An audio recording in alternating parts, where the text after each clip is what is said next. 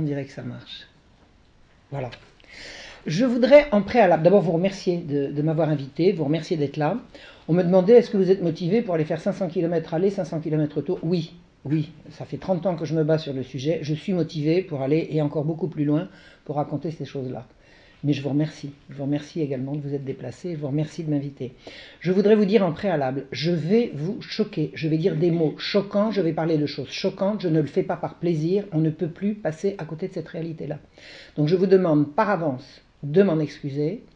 Je vous demande de croire que je n'éprouve aucun plaisir à utiliser certains mots et à vous infliger certaines images. C'est le souci de la vérité qui demande ça. Et je suis contente qu'il n'y ait pas d'enfants parce que ça n'est pas pour des oreilles trop jeune, voilà. J'ai intitulé cette intervention « Enfance et sexualité, un programme qui se déroule sans encombre ». En 1921 est née aux États-Unis la Ligue américaine pour le contrôle des naissances qui allait devenir le planning familial, à savoir en anglais Planned Parenthood. À l'origine, une femme, Margaret Sanger, socialiste radicale, sage-femme dans les quartiers pauvres de New York. Elle estimait que, je cite, l'acte le plus charitable qu'une famille nombreuse puisse faire pour l'un de ses enfants en bas âge, c'est de le tuer. Elle disait aussi, les services de maternité pour les femmes des taudis sont nuisibles à la société et à la race. La charité ne fera que prolonger la misère des inaptes. En 1934, les deux premières citations, c'est 1920-1922. Et en 1934, elle dit, donc pour énoncer le programme qu'elle prépare, aucune femme et aucun homme n'aura le droit de devenir parent sans un permis de parenté. Ça, c'est le programme du planning familial. Eugéniste, Margaret Sanger voulait la limitation de la reproduction chez les pauvres. D'emblée, le planning familial annonça donc sa vocation diabolique. Il prétendit promouvoir la famille, c'est dans le titre, alors qu'il promouvait l'avortement, pour ne pas dire l'infanticide. Donc c'est une société qui veut supprimer les enfants et qui appelle ça planification familiale. Le diable est dans les détails. En 1956, en France, c'est le franc-maçon Pierre Simon qui fonda la branche française qui s'appelait à l'origine Maternité heureuse et qui deviendra le planning familial. Ils auraient pu dire la planification familiale, ils ont choisi un mot anglais, planning familial. La franc-maçonnerie et la Ligue des droits de l'homme promurent la contraception puis l'avortement. C'est-à-dire que la maternité heureuse, c'est quand il n'y a pas d'enfant. On continue sur l'avancée. En 1960, Maternité heureuse devient le mouvement français pour le planning familial, le MFPF, qui rejoint l'International Planned Parenthood Federation, c'est-à-dire la fédération internationale accrochée au Planned Parenthood de Margaret Sanger. Donc vous avez une internationale qui s'appelle l'IPPF, à laquelle est affiliée la branche française qui s'appelle le planning familial. En 1968, une vague libertaire secoua le pays et réclama la liberté sexuelle. Enfin, on lui fit réclamer la liberté sexuelle. Les promoteurs de cette vague sont les Américains Masters et Johnson. En fait, ils viennent après un certain Kinsey, entomologiste, spécialiste des guêpes, devenu chercheur du sexe dans l'Indiana, aux États-Unis. En 1948, Kinsey a publié une première étude véritablement scientifique sur le sujet, qui fait sortir le sexe du carcan moraliste et pudibond.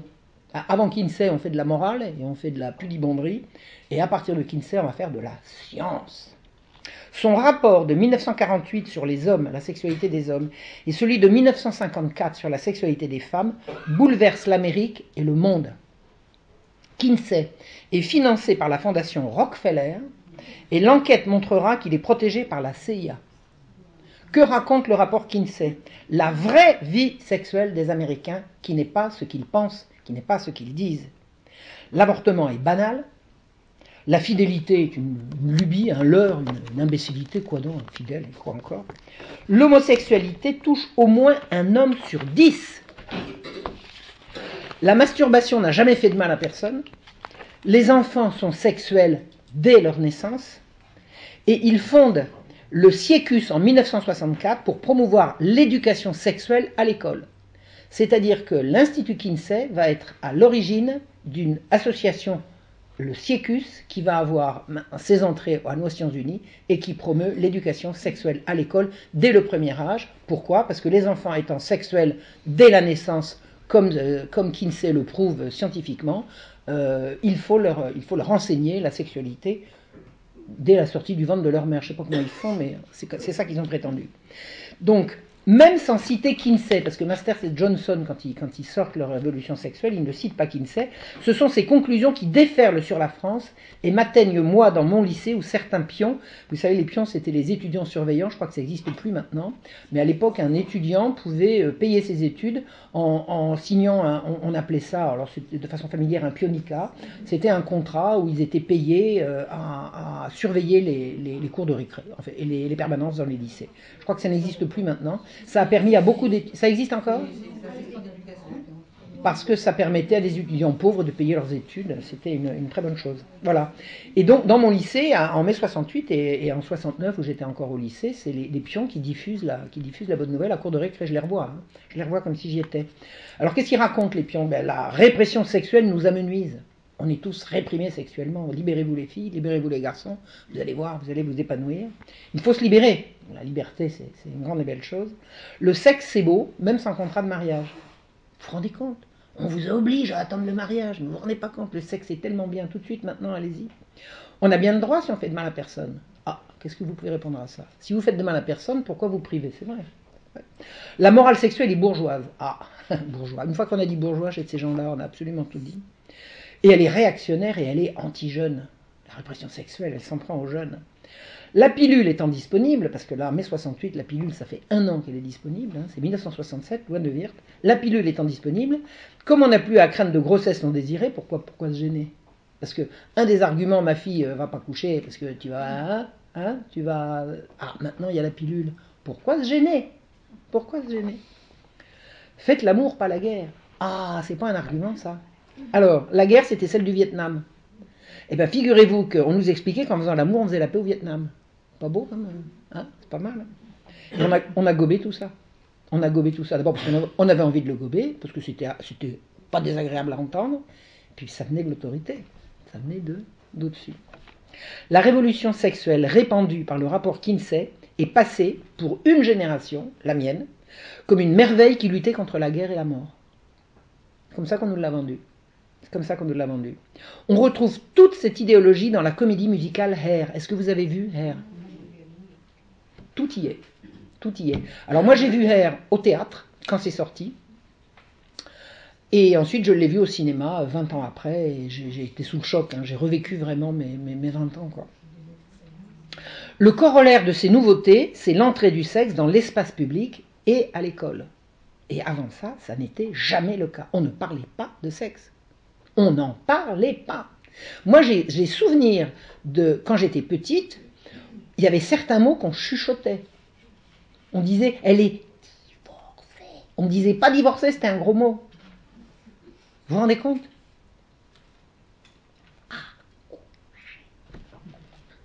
Elle a fait un bébé. Et alors après, c'est avec photo en couleur, en quadrichromie, etc. Et cette entrée, cette irruption du sexe dans l'espace public et dans l'école va devenir l'éducation à la sexualité qu'on vous vend aujourd'hui et qu'on est en train d'introduire dans les écoles aujourd'hui. Voilà. Un an plus tard, alors je vous parle de mai 68, un an plus tard, le 20 mars 1969, aux USA, une conférence destinée aux professionnels de la santé est tenue par un certain Richard Day, directeur du planning familial de l'époque. Le docteur Day explique qu'il va être libre de parler, alors il fait venir ses étudiants et ses confrères. Hein, ce sont des médecins et des professeurs de médecine.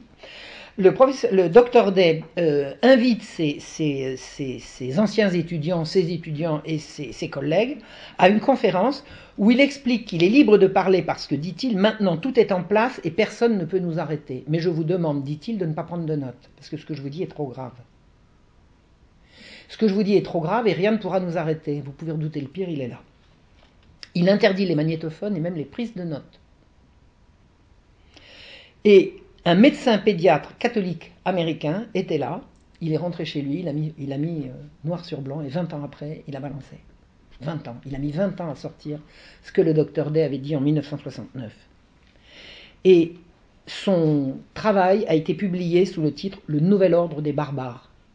Il est disponible, si vous tapez sur Internet « Le nouvel ordre des barbares », vous aurez in extenso le rapport du docteur Donegan sur le rapport du docteur Richard Day. Alors, que dit le docteur Richard Day? Et je répète, personne ne pourra plus nous arrêter, je vous raconte le plan parce qu'il est maintenant lancé et qu'on ne pourra plus l'arrêter, dit-il. Il faut drastiquement réduire la population mondiale. Il dit on va manquer d'espace vital et de nourriture, on va être submergé par les déchets. Je maintiens, alors là je confirme que dans ces années-là, on nous pesait, il y a un journal comme Charlie Hebdo, ça ne s'appelait pas Charlie Hebdo, il s'appelait Harakiri Hebdo, nous sortait régulièrement des images de villes submergées par les déchets. Donc les déchets. En fait, il faut réduire la population. Et pour réduire la population, il fait le constat suivant, il dit les gens ne renonceront jamais au sexe parce que la pulsion est trop forte. Donc si on veut réduire la population, il ne faut pas réduire l'activité sexuelle, il faut la détourner. Donc on ne va pas réduire l'activité sexuelle des gens, on va même l'accroître, mais en la détournant. Il dit on va séparer le sexe de la reproduction et la reproduction du sexe. Pour faire des enfants, il faudra un permis. C'est le programme. Et on va s'occuper de changer les mœurs, et les mœurs, c'est la morale, rien de moins. On va changer la morale.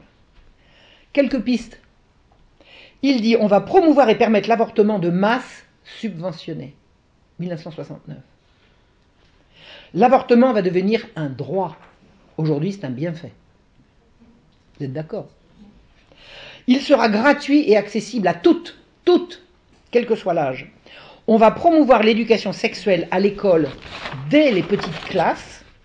Et si cela provoque des grossesses précoces, comme quoi ils ont compris que si vous parlez de sexe aux gosses, ils vont le faire et ensuite les filles vont tomber enceintes, si ça provoque des grossesses précoces, ça convaincra les parents d'accepter l'avortement malgré leur réticence morale ou religieuse. C'est-à-dire que c'est du viol des consciences. On sait d'avance que les parents sont contre l'avortement et on fait en sorte qu'à un moment donné, ils diront « j'aime quand même mieux que ma fille avorte plutôt que d'arriver avec un gamin à l'âge de 14 ou 15 ans. » Petit à petit, on vaincra les résistances à l'avortement. Et ils ont gagné. Là-dessus, ils ont gagné. C'est annoncé en 69, ils ont gagné. Ils disent « L'homosexualité devra être encouragée et rendue visible. » Ah, on les a vus venir quand même. Ça a été décidé un jour. Un jour, on a décidé que les homosexuels, maintenant, c'était bien et qu'il fallait les voir partout. Il dit, il faudra changer les modes féminines. Les modes vestimentaires seront plus stimulantes et provocantes. C'est-à-dire qu'on a organisé de faire des filles des objets sexuels. Ça s'appelait la mini-jupe. Je le sais, j'en ai porté. Ma mère m'a dit un jour, si tu sors comme ça dans la rue, je te claque. Je suis sorti, elle m'a claqué, mais j'ai continué. Quand elle n'était pas là, quand j'étais en vacances. Donc, rendre les femmes objets sexuels permanents, c'était au programme. Et c'est devenu une réalité. Je veux dire, les filles sont de plus en plus indécentes. Mais bon. Un jour, j'ai pris une petite, j'habite à la campagne, j'ai pris une petite qui revenait du collège, je la prends en stop, et elle sort de la voiture, et elle fait tomber un truc, et elle se penche en avant. Écoutez, excusez-moi. Elle avait un string.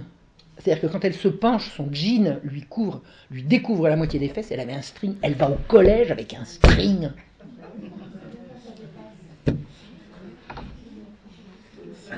L'autre face de cette même pièce, c'est d'éliminer la féminité. C'est-à-dire, on va détourner les filles de penser au bébé et à la reproduction.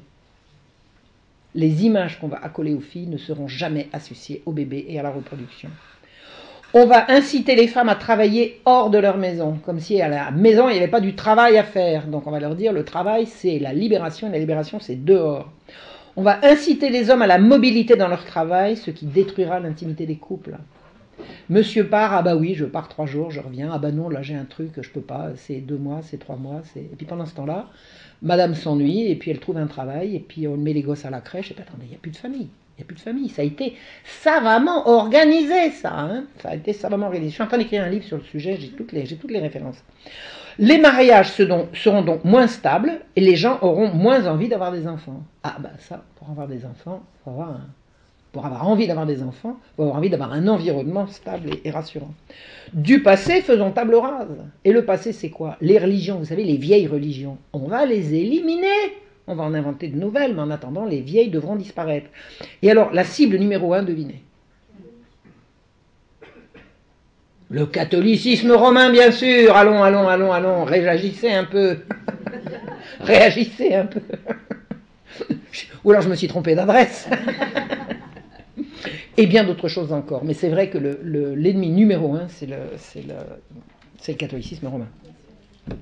En 1969, ce qu'on n'appelait pas encore le nouvel ordre mondial préparait la réduction de la population par la destruction des valeurs, la destruction des religions, la destruction de l'enfance et de la famille au moyen de la sexualisation à outrance.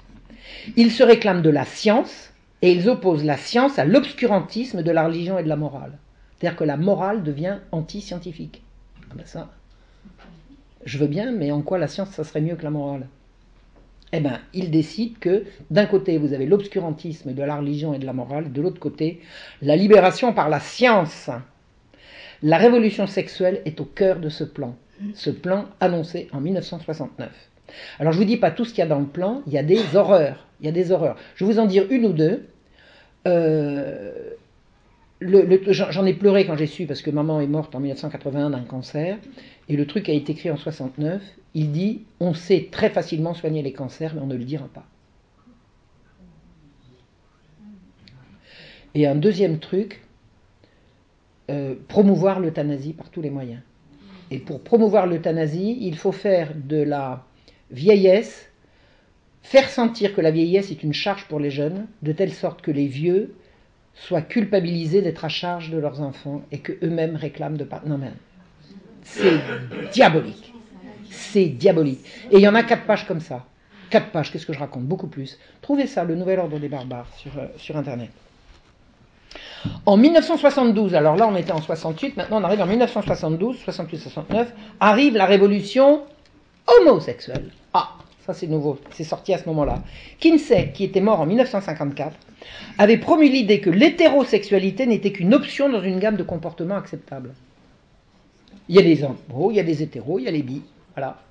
Hétéros, c'est oui, il y a également des hétéros. Attendez, vous vous rendez compte ? Pour lui, pour Kinsey, 10% des hommes américains étaient homosexuels. Et seulement 2% des hommes américains étaient exclusivement hétérosexuels. Le reste était bisexuel à des degrés divers.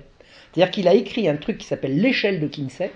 Vous avez une échelle avec une barre entièrement hétérosexuelle à gauche et une ligne qui monte, c'est la bisexualité qui arrive jusqu'à exclusivement homosexuel à droite.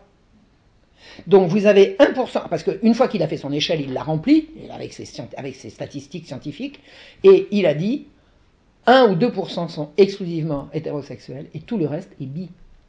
Sauf les 10% qui sont homosexuels. 10%. 10%.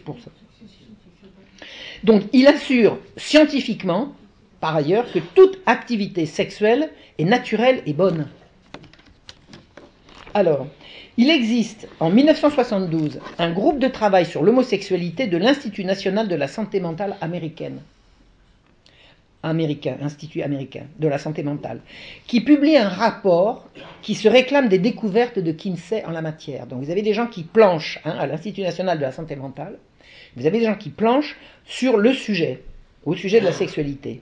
Et ils se réclament de Kinsey, et ils disent « La sexualité humaine englobe un large éventail de comportements au sein desquels se trouve à la fois l'hétérosexuel exclusif et l'homosexuel exclusif, entre ces deux extrêmes, etc., etc. » Donc on introduit la bisexualité qui touche finalement la presque totalité de la population, et les hétérosexuels exclusifs se retrouvent ultra minoritaires. Vous croyez que c'est la réalité, ça ? C'est un leurre, c'est un mensonge, c'est une manipulation odieuse. Ça n'a jamais été vrai.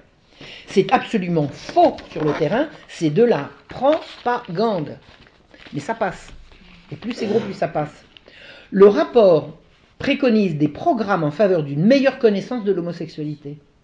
C'est-à-dire, si les homosexuels ou ceux qui ont des pratiques homosexuelles sont tellement nombreux et qu'on ne les voit pas, c'est qu'ils sont opprimés. Vous avez compris ? Donc il faut développer des programmes en faveur d'une meilleure connaissance de l'homosexualité qu'il faut enseigner dans les écoles pour atténuer les attitudes condamnatoires et punitives. C'est-à-dire qu'on va aller enquiquiner les enfants, on leur dit « Pourquoi vous êtes contre l'homosexualité ? Ils sont bien les homosexuels, et puis ils souffrent beaucoup les homosexuels à cause de vous.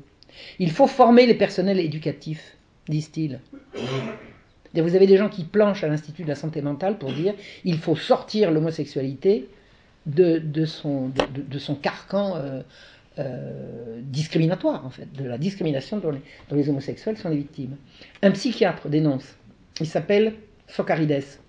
Il dit, au début de 1972, lorsque le docteur William Masters, celui de Masters et Johnson, a annoncé à la presse nationale, parce que Masters et Johnson se sont fait le relais de ça, a annoncé à la presse nationale que l'homosexualité est un acte sexuel naturel et par voie de conséquence normal, il a élevé le statut de l'anus au niveau de celui du vagin, et ce qui était jusqu'alors un organe purement excréteur est devenu un organe génital par décret.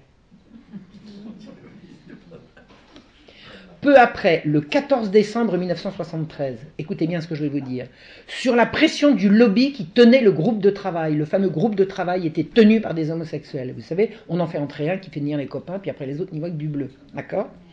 L'American Psychiatric Association, l'APA, retire l'homosexualité de la liste des pathologies.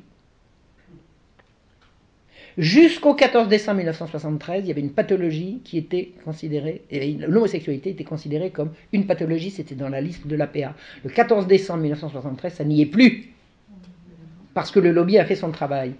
Et le docteur Socarides dit, un mouvement au sein de l'APA a accompli ce que toute société, à de rares exceptions près, aurait tremblé à l'idée d'y toucher, à savoir la révision d'un code et d'un concept de base de la vie et de la biologie, que les hommes et les femmes s'accouplent normalement avec le sexe opposé et non entre eux.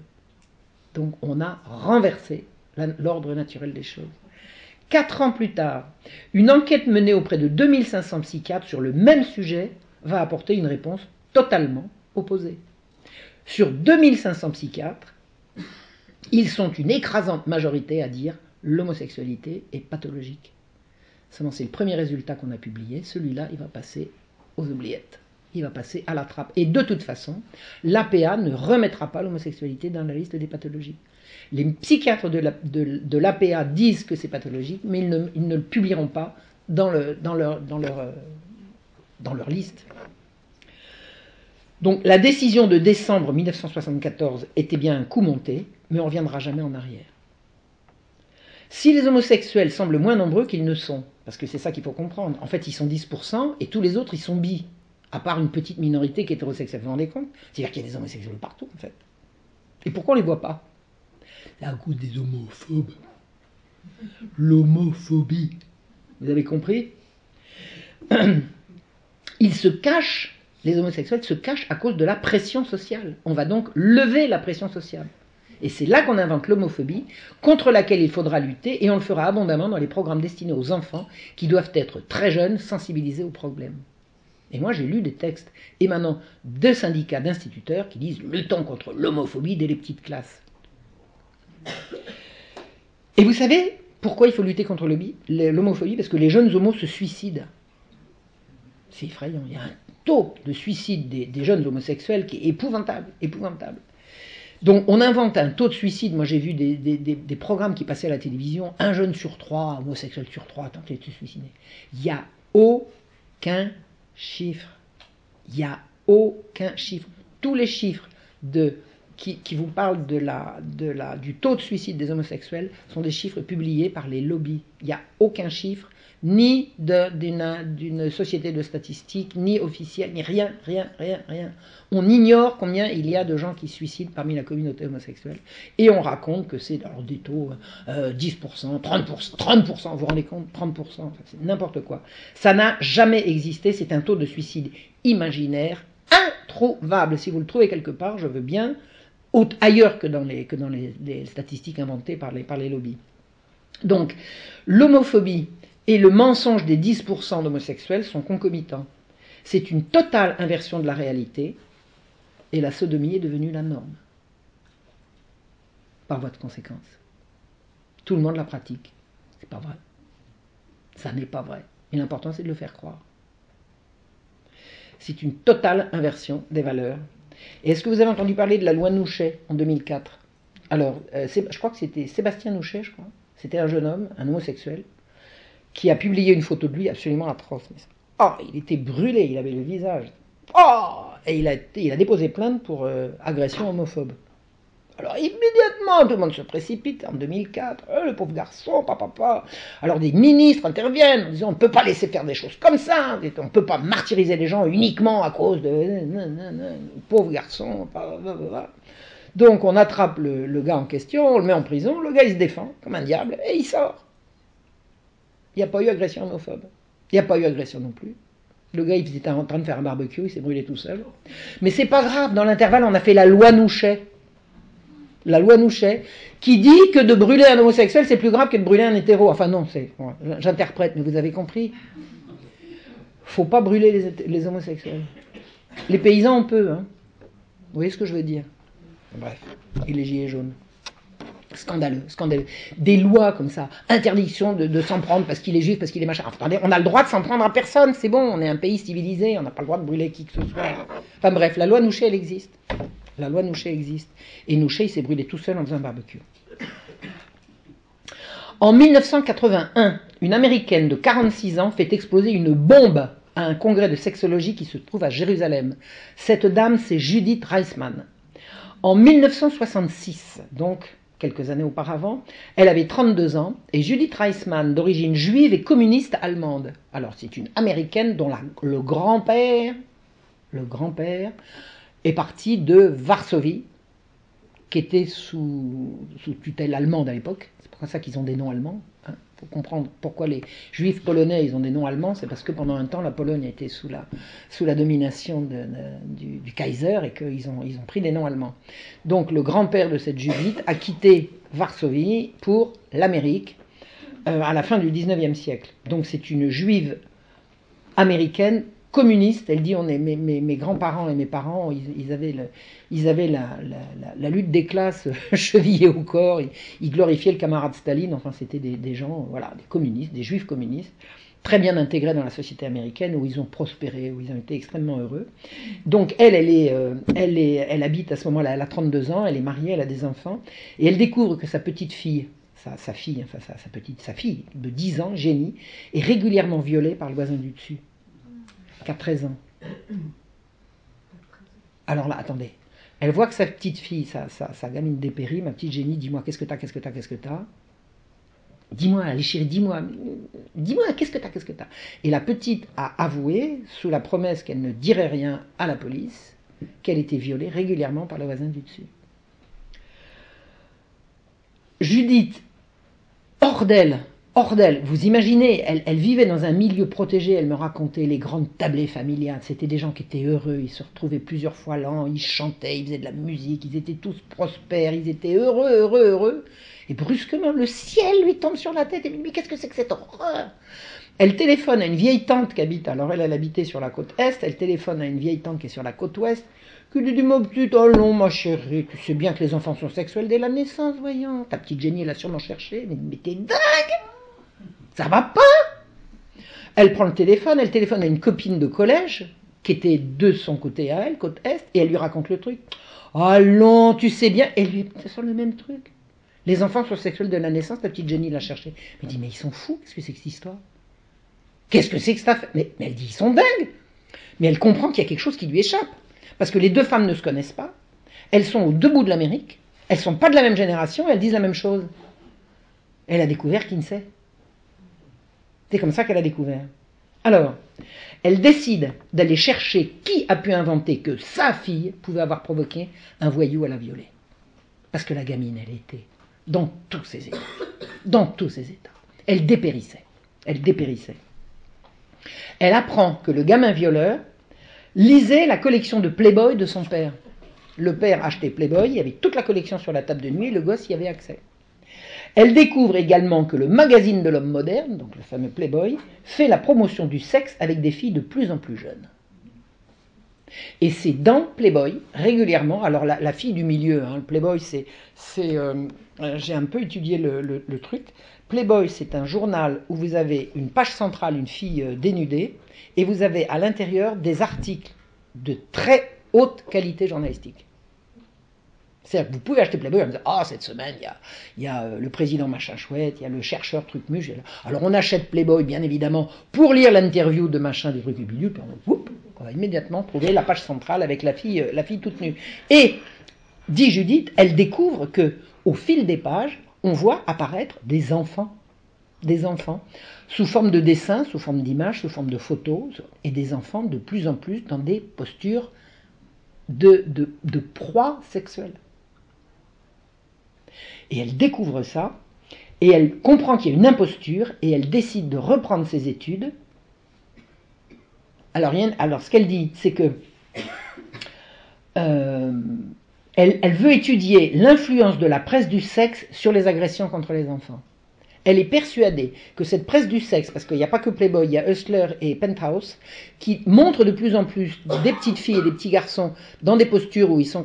C'est sous forme humoristique, mais c'est odieux. Moi, elle m'a montré des trucs, je la connais bien, elle est décédée maintenant, je l'ai bien connue. Elle m'a montré des trucs, c'est absolument, c'est infernal, c'est dégueulasse, mais c'est de l'humour. C'est de l'humour. Et c'est au fil des pages. Et elle se dit, il y a forcément une influence pour que des enfants passent au viol, des enfants se mettent maintenant à violer des enfants. La différence entre avant et maintenant, c'est cette presse-là. Donc elle décide de retourner à la fac et de passer un doctorat en communication. Elle avait 32 ans, elle a passé un doctorat. Excusez du peu. Hein. Et puis elle s'est mise sur les rangs des gens qui commencent à étudier ça. Et elle, son truc, c'est la presse de l'industrie pornographique, elle n'a jamais dit les choses autrement, incite au viol des enfants. Donc, en 1900, alors, elle découvre que les intellectuels les plus brillants, les universitaires les plus reconnus, mangent de ce pain-là, et souvent font alliance avec la presse du sexe. Pourquoi? Parce que la presse du sexe, elle a l'argent. Et les chercheurs, ils aiment bien trouver de l'argent.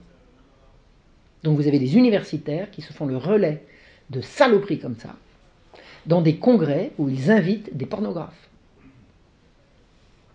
Et Judith s'est retrouvée notamment en Pays de Galles, je crois que c'était en 1976, elle a été invitée parce qu'elle avait déjà son doctorat, donc, ouais c'est ça, en 1976 elle avait son doctorat, ouais c'était passé en 1966 ce truc.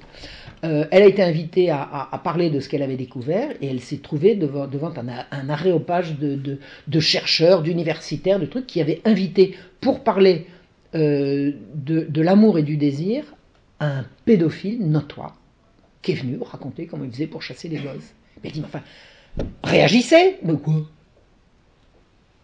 Et elle a compris la trahison, la collusion entre l'université et moi je vais rajouter l'édition et ces gens-là. Alors ça c'est autre chose. Oui, c'est en plus. Alors, en 1981, Judith a rejoint ses enfants qui vivent en Israël. Alors, elle a eu 4 filles, Génie et 3 autres derrière, et qui vivent en Israël, où elles se sont mariées, où elles ont fait des enfants. Donc, elle s'est séparée de son mari. C'est un beau mariage qui a duré un certain nombre d'années, et puis ils se sont séparés. Donc, elle dit, moi, j'ai plus rien à faire pour l'instant. Mes enfants, mes petits-enfants sont en Israël, j'y vais. Alors, elle débarque à Haïfa, avec son doctorat en poche, elle a décidé de faire de la recherche. Alors c'est pas difficile quand vous parlez pas un mot d'hébreu de faire de la recherche en anglais en Israël, parce que tout est en anglais.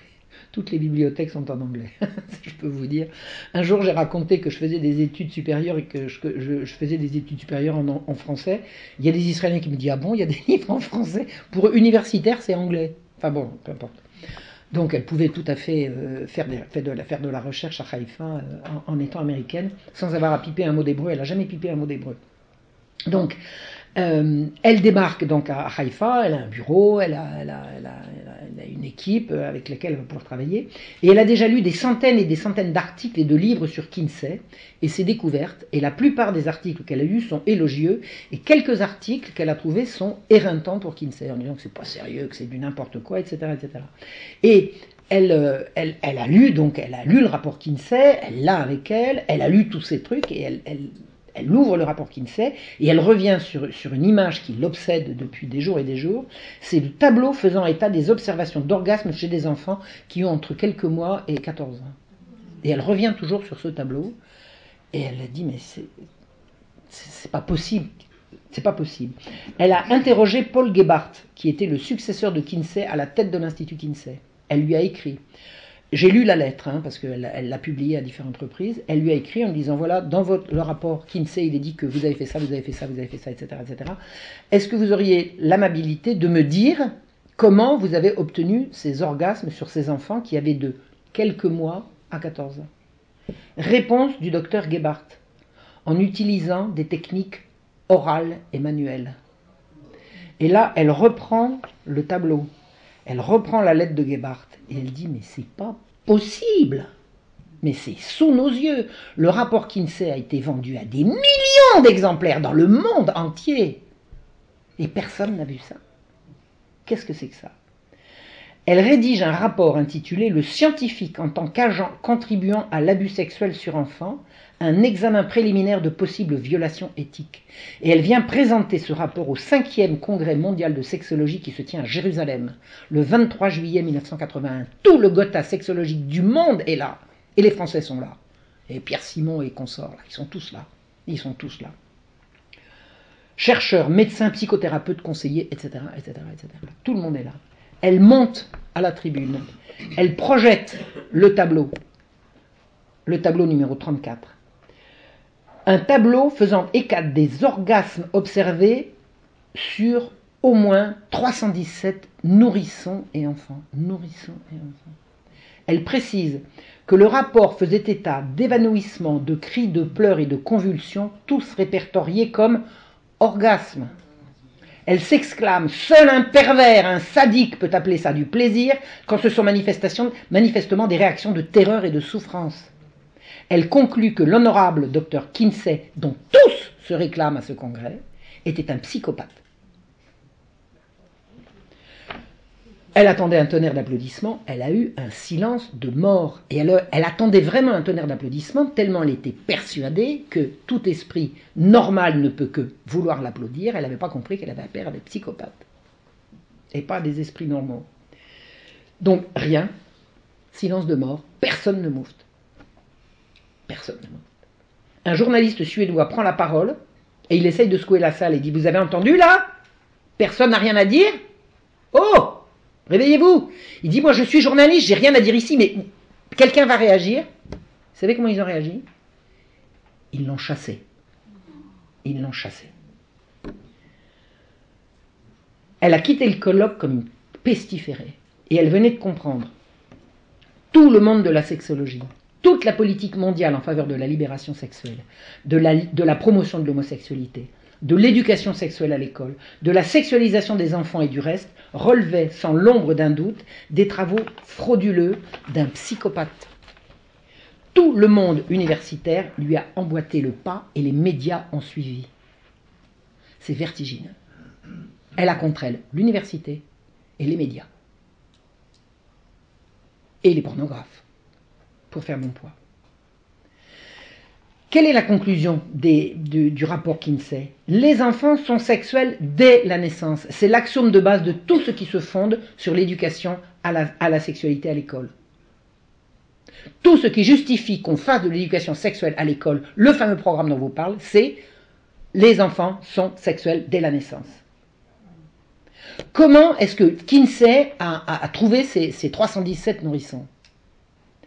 En 1944, alors le rapport Kinsey a été publié en 1948. En 1944, Kinsey a rencontré un prédateur sexuel pédophile qui s'appelait Rex King, qui avait violé des centaines d'enfants au fin fond du sud-ouest américain.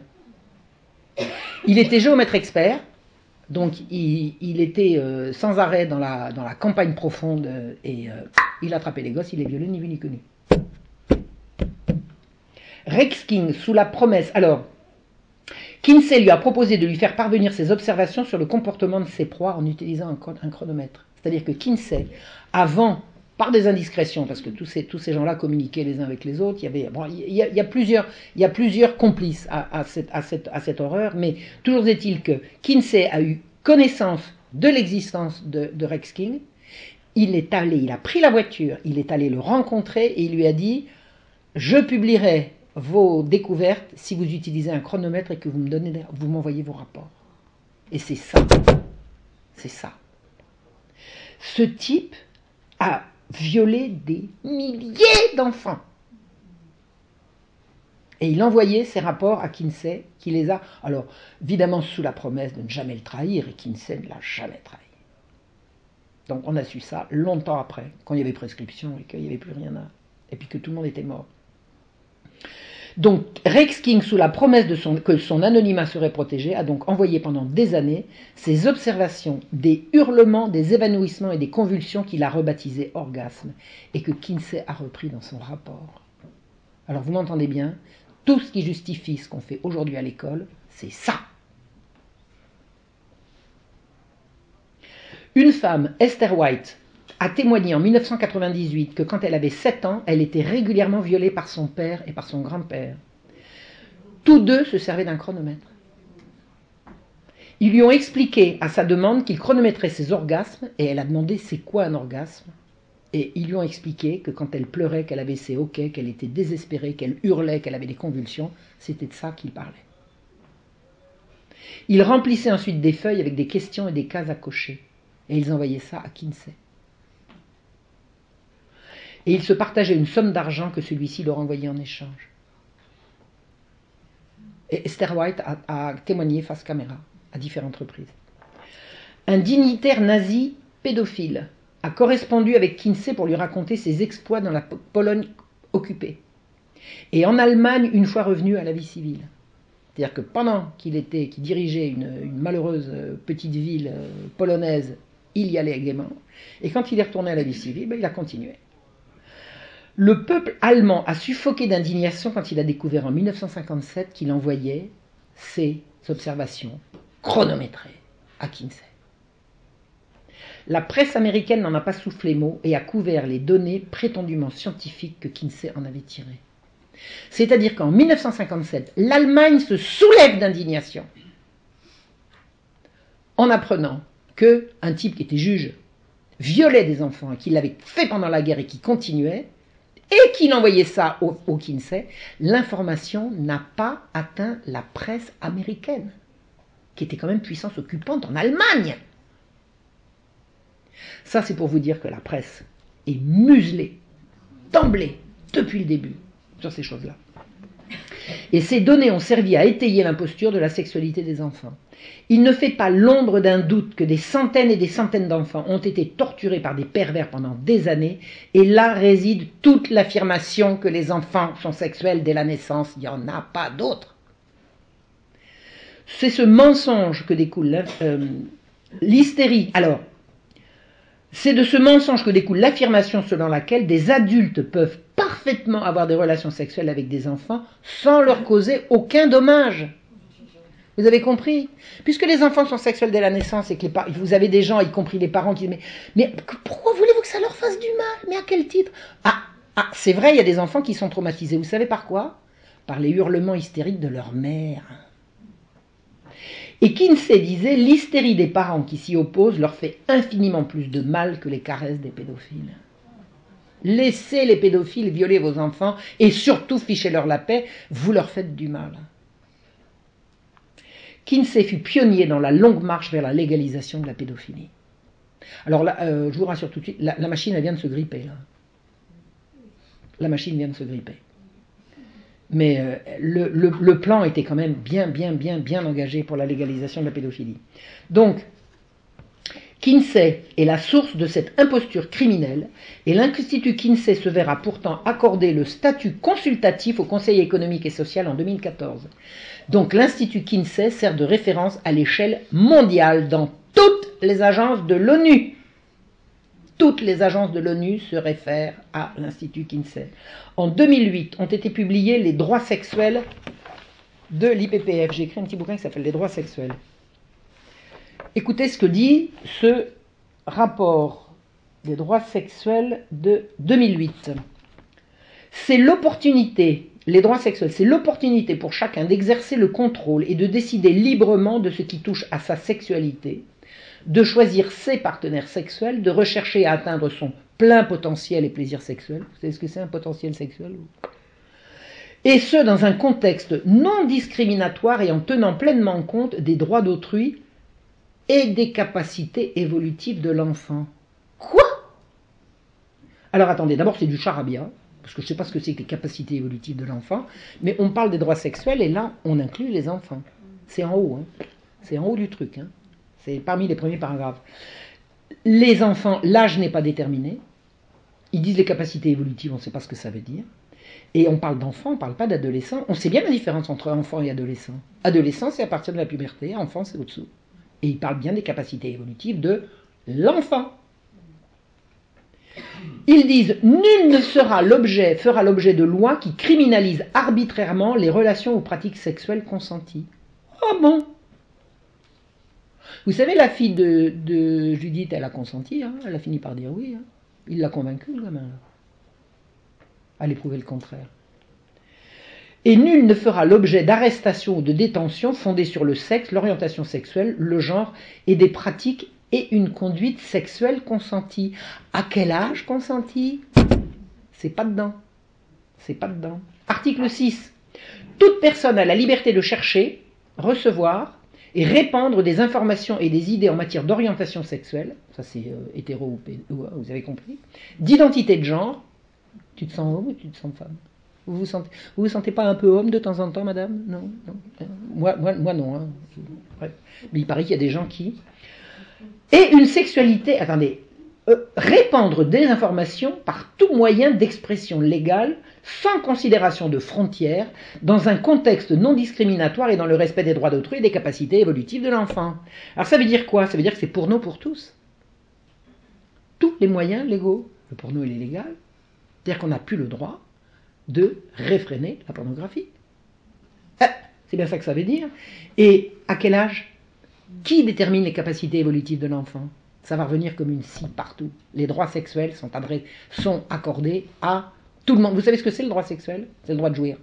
Monsieur le juge, j'ai le droit? Oui, bien sûr. Bon, ben, j'ai le droit. Article 8. Toute personne a droit à une éducation promouvant le développement des jeunes en tant qu'acteurs informés à même d'assumer la responsabilité de leur vie. Mais attendez, on n'est pas en train de vous retirer l'autorité sur vos enfants, là. Ça veut dire que les jeunes sont des acteurs informés à même d'assumer la responsabilité de leur vie et de participer à la détermination des politiques de santé sexuelle et d'éducation à la sexualité. On va demander aux jeunes d'aider les adultes à légiférer sur le sujet, mais c'est ça que ça veut dire. Et puis c'est le sexe à l'école. Et c'est le droit au sexe pour les jeunes, sans la tutelle de leurs parents. On donne aux jeunes, en matière sexuelle, le droit de dire merde à papa et maman. T'es pas d'accord? Je fais ce que je veux. J'ai le droit avec moi. Et moi, j'ai vu récemment un drame, j'ai même pas envie d'en parler. Les enfants qui n'obéissent plus, c'est épouvantable. C'est épouvantable. C'est terrible. Terrible. Article 9. Toute personne a le droit d'avoir ou non des enfants biologiques ou adoptifs. On a le droit d'avoir des enfants adoptifs? Ça veut dire quoi, ça? Ça veut dire quoi, ça? D'abord, le droit d'avoir des enfants, heureusement. Attendez, ils n'ont pas encore passé leur truc, leur permis de parentalité, là, parce que c'est au programme. Donc, on sait que c'est au programme, mais on n'en est pas encore là. Par contre, on a le droit d'adopter, mais c'est un droit sur les enfants des autres, ça. Les enfants de qui, au fait?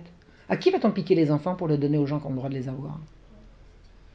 Tout le trafic d'enfants à l'heure actuelle, d'enfants retirés aux mamans qui sont les mamans louves, c'est ça.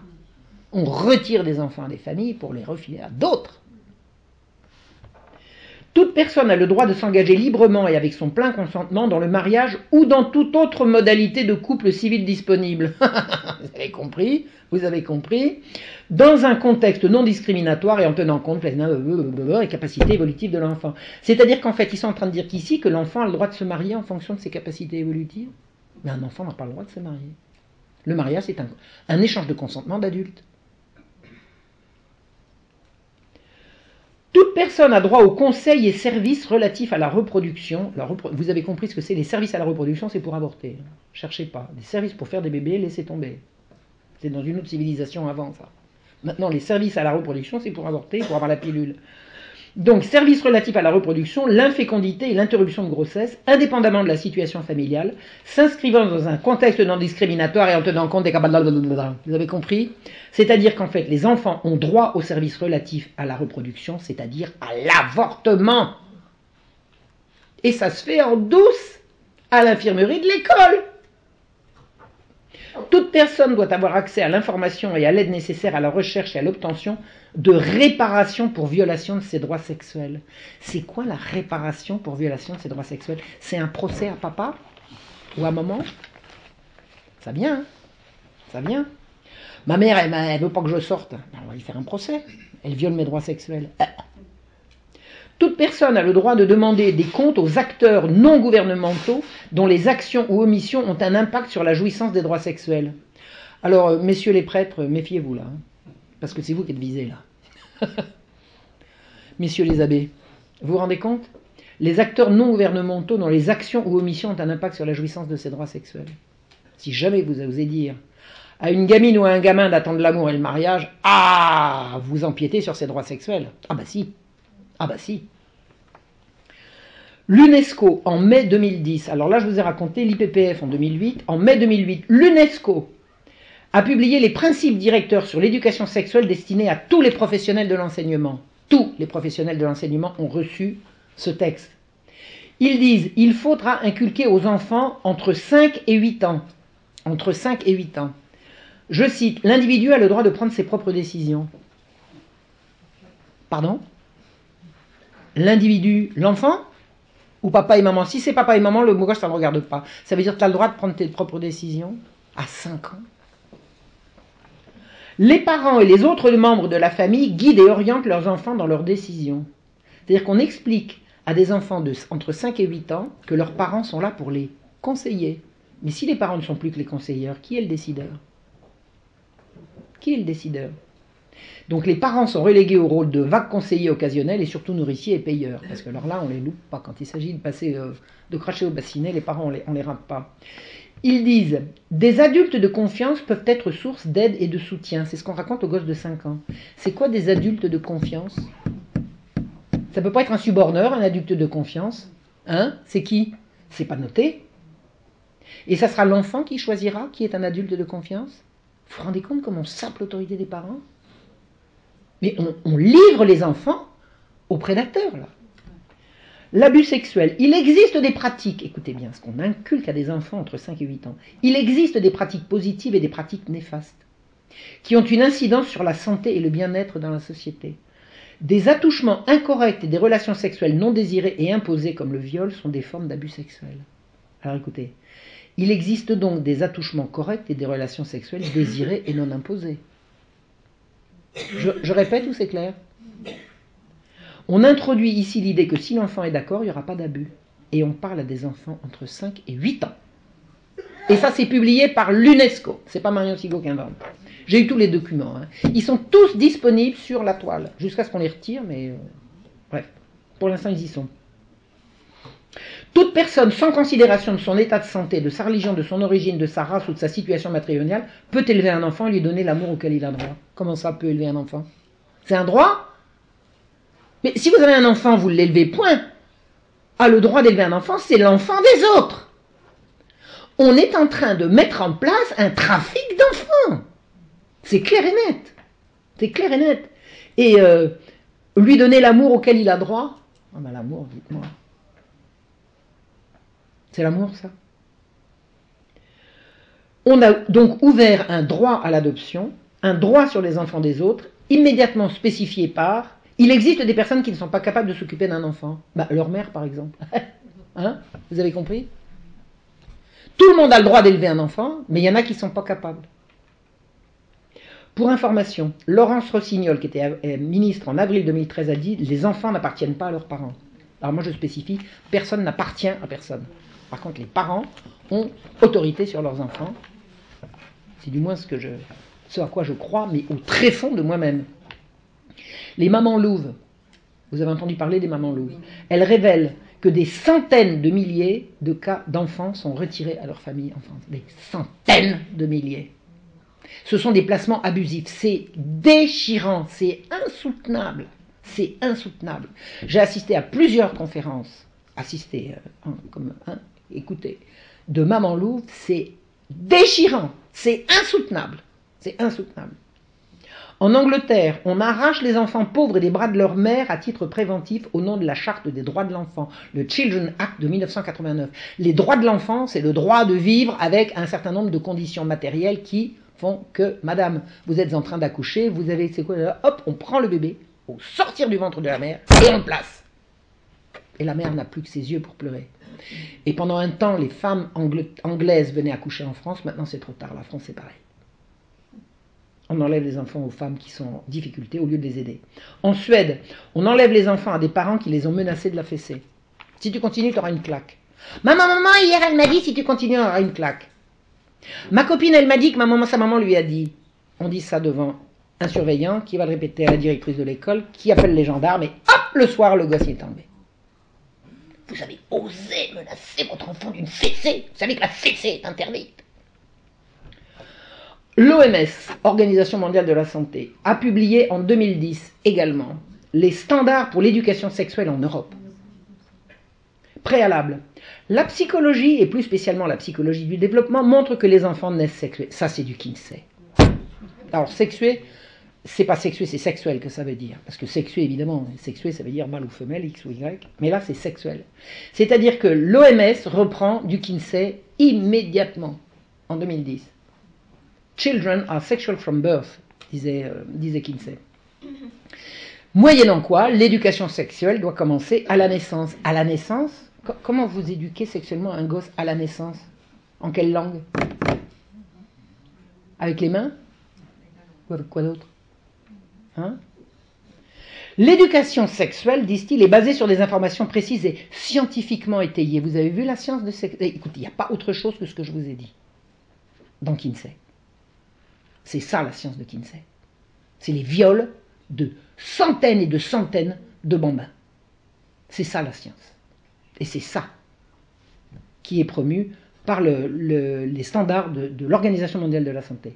L'objectif de l'éducation sexuelle, c'est de favoriser le respect de la diversité sexuelle. Diversité sexuelle. C'est la promotion de l'homosexualité, bon sang de bonsoir. Il n'y a pas autre chose. Il n'y a pas autre chose. Et des différences entre les sexes, ainsi que la prise de conscience de l'identité sexuelle et des rôles socialement attribués au genre. Ah oui, alors on vous a appris que maman, il faut qu'elle reste à la maison, qu'elle fasse la cuisine, c'est tellement mieux quand c'est papa, puis quand maman, elle coupe du bois, c'est ça. On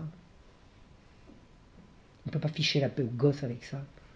Les rôles socialement attribués aux gens. Attendez, ça s'appelle la civilisation, les rôles attribués aux uns et aux autres. Ça s'appelle la culture. La diversité sexuelle, c'est l'introduction de l'homosexualité qui concerne. Alors, Judith Reisman m'a dit, jamais plus de 3% de la population. L'homosexualité, si elle n'est pas provoquée par bourrage de crâne comme ils font à l'heure actuelle, l'homosexualité, c'est 3% de la population. Donc, on va promouvoir la diversité sexuelle. Les différences entre les sexes n'ont pas besoin d'être enseignées à l'école. Je ne sais pas en quoi ça regarde la maîtresse d'école. Et les rôles socialement attribués au genre relèvent de la culture et de la civilisation ou de l'idéologie du genre qu'aucune caution scientifique sérieuse n'étaye. Alors, est-ce que vous connaissez l'histoire l'histoire affreuse du docteur Monet? C'est un sociologue de cette équipe-là. Je crois que c'était dans les années 50, je crois. Des parents affolés sont venus un jour lui présenter un petit garçon qui était jumeau, qui au cours d'une circoncision, alors chirurgicale, hein, c'est pas une circoncision rabbinique, c'était pas des juifs, une circoncision chirurgicale avait eu le pénis brûlé. Et les parents étaient complètement affolés, ils disaient, regardez le petit garçon, on en a deux, il y en a un, il a plus de zizi. Il dit, vous savez, c'est pas difficile, on va lui enlever le zizi et vous n'avez qu'à l'élever comme une fille. Puisque, attendez, vous savez très bien qu'on se sent fille ou garçon suivant ce que les parents induisent, hein, c'est comme ça, il n'y a plus de nature. Donc, ils ont enlevé ce petit garçon qui s'appelait, je sais plus, David, ils l'ont appelé Brenda, et ils ont élevé les deux jumeaux ensemble, un comme garçon, l'autre comme fille. Puis arrivé à la puberté, devait arriver ce qui est arrivé, et puis ils sont tous les deux suicidés à l'âge adulte. Bravo, félicitations. Et la théorie du genre s'est fondée là-dessus. La théorie du genre s'est fondée sur l'idée qu'on devient ce que la culture et les parents induisent. Mais vous savez, les parents, il faut supprimer cette tendance-là. Hein. Vous avez compris? Il n'y a pas pire que les parents pour ces gens-là. C'est effroyable. Donc, l'OMS dit qu'entre 4 et 6 ans, on apprend ou on renseigne l'enfant sur la reproduction humaine, à 4 ans essayez, la consolidation de son identité sexuelle. T'es sûr que t'es un petit garçon? T'es sûr que tu vas pas être une petite fille? Consolidation de son identité sexuelle, vous vous rendez compte? La masturbation et le plaisir et la satisfaction à se toucher. Il y a une espèce de, je ne veux pas dire de gros mots, qui a dit, j'ai vu ça sur un truc internet il y a 3 jours, comment osez-vous prétendre qu'on va apprendre la masturbation aux enfants? C'est faux. C'est là. OMS standard sur entre 4 et 6 ans. C'est dans tous les textes. On leur apprendra à se masturber. On va leur parler de la masturbation, ça revient au même. Et on va promouvoir la satisfaction de se toucher. On va leur parler des différentes conceptions de la famille. C'est quoi les différentes conceptions de la famille? C'est homo ou pas homo, hein. Je veux dire, une famille, c'est une famille. Si c'est une autre conception, c'est homosexuel. La conscience de pouvoir choisir, mon corps m'appartient. Mon corps m'appartient. Je suis désolé, mais mon corps, c'est moi. C'est pas qu'il m'appartient. Il n'y a pas moi d'un côté, puis mon corps qui m'appartient. Je suis désolé. Enfin, vous, je sais pas, mais moi, c'est comme ça. Donc, on leur induit des trucs qui sont... Je veux dire, ça n'a plus de sens, ça ne veut plus rien dire. Moi, j'ai un père qui m'a raconté un jour qu'il prend son gosse qui revient de l'école, il le fait sauter sur ses genoux, et le gosse, il dit, mon corps m'appartient, puis il descend. Non, mais dis-moi que t'as pas envie que je te fasse sauter sur mes genoux. Ne me raconte pas. Enfin, vous voyez ce que je veux dire. Et alors... le corollaire de j'ai le droit de pouvoir, je dois pouvoir choisir, c'est que si j'ai le droit de dire non, j'ai donc le droit de dire oui. Parce que enseigner aux enfants qu'ils ont le droit de dire non, ça induit qu'ils ont le droit de dire oui. C'est-à-dire que les enfants peuvent être consentants à des attitudes sexuelles à leur égard. Et on va leur apprendre, alors toujours entre 4 et 6 ans, le respect des différentes normes en matière de sexualité. Allez raconter ça à un gosse de 5 ans. Quelques mots sur le monstre appelé droit de l'enfant. J'ai rien vu de pire de tout ce que j'ai, les droits de l'enfant, ça m'a donné des cauchemars. Alors, les droits de l'enfant, c'est bien, d'accord? Les droits de l'enfant, c'est bien, a priori, c'est bien. On parle du droit des parents, auxquels on rappelle qu'ils ont surtout des devoirs. Alors, les parents, ils ont des devoirs, les enfants, ils ont des droits. On amène ainsi les droits de l'enfant. Et au nom des droits de l'enfant, on vient en France d'interdire la fessée. C'est bien ou c'est pas bien? Bah, admettons, écoutons ceux qui disent que c'est bien. Pour l'interdiction de la fessée. Vous avez la loi anti-fessée a le soutien de Marlène Schiappa, aïe. Et d'Agnès Buzyn, re-aïe. La loi anti-fessée est défendue par le défenseur des droits, Jacques Toubon, aïe, aïe, aïe. Qui demande qu'on interdise les violences éducatives ordinaires. La fessée, c'est une violence éducative ordinaire. Le droit n'interdit toujours pas en France la fessée, se plaint monsieur Jacques Toubon. Mon Dieu, quelle horreur. Et il dénonce une jurisprudence qui admet un droit de correction. Ah ben non, on va pas continuer de corriger les enfants quand même, faut pas exagérer. Avec la nouvelle loi, il n'en sera plus question. On ne pourra donc plus corriger les enfants. Oh, je suis pas sûr que ça enregistre. Oh, misère. J'espère que je travaille pas pour rien. Enfin, pour rien non, parce que je travaille pour vous. Mais... Oh là là, misère. Je crois que ça va pas marcher. Oh, bon. Hein, on recommence. La France a pris un engagement en 1989 en signant la Convention internationale des droits de l'enfant. Depuis, elle s'est exposée aux sanctions de l'ONU. Parce que la France n'a toujours pas interdit la fessée. Non, ça ne veut pas. Attendez, je vous parle au moment où je vous parle là.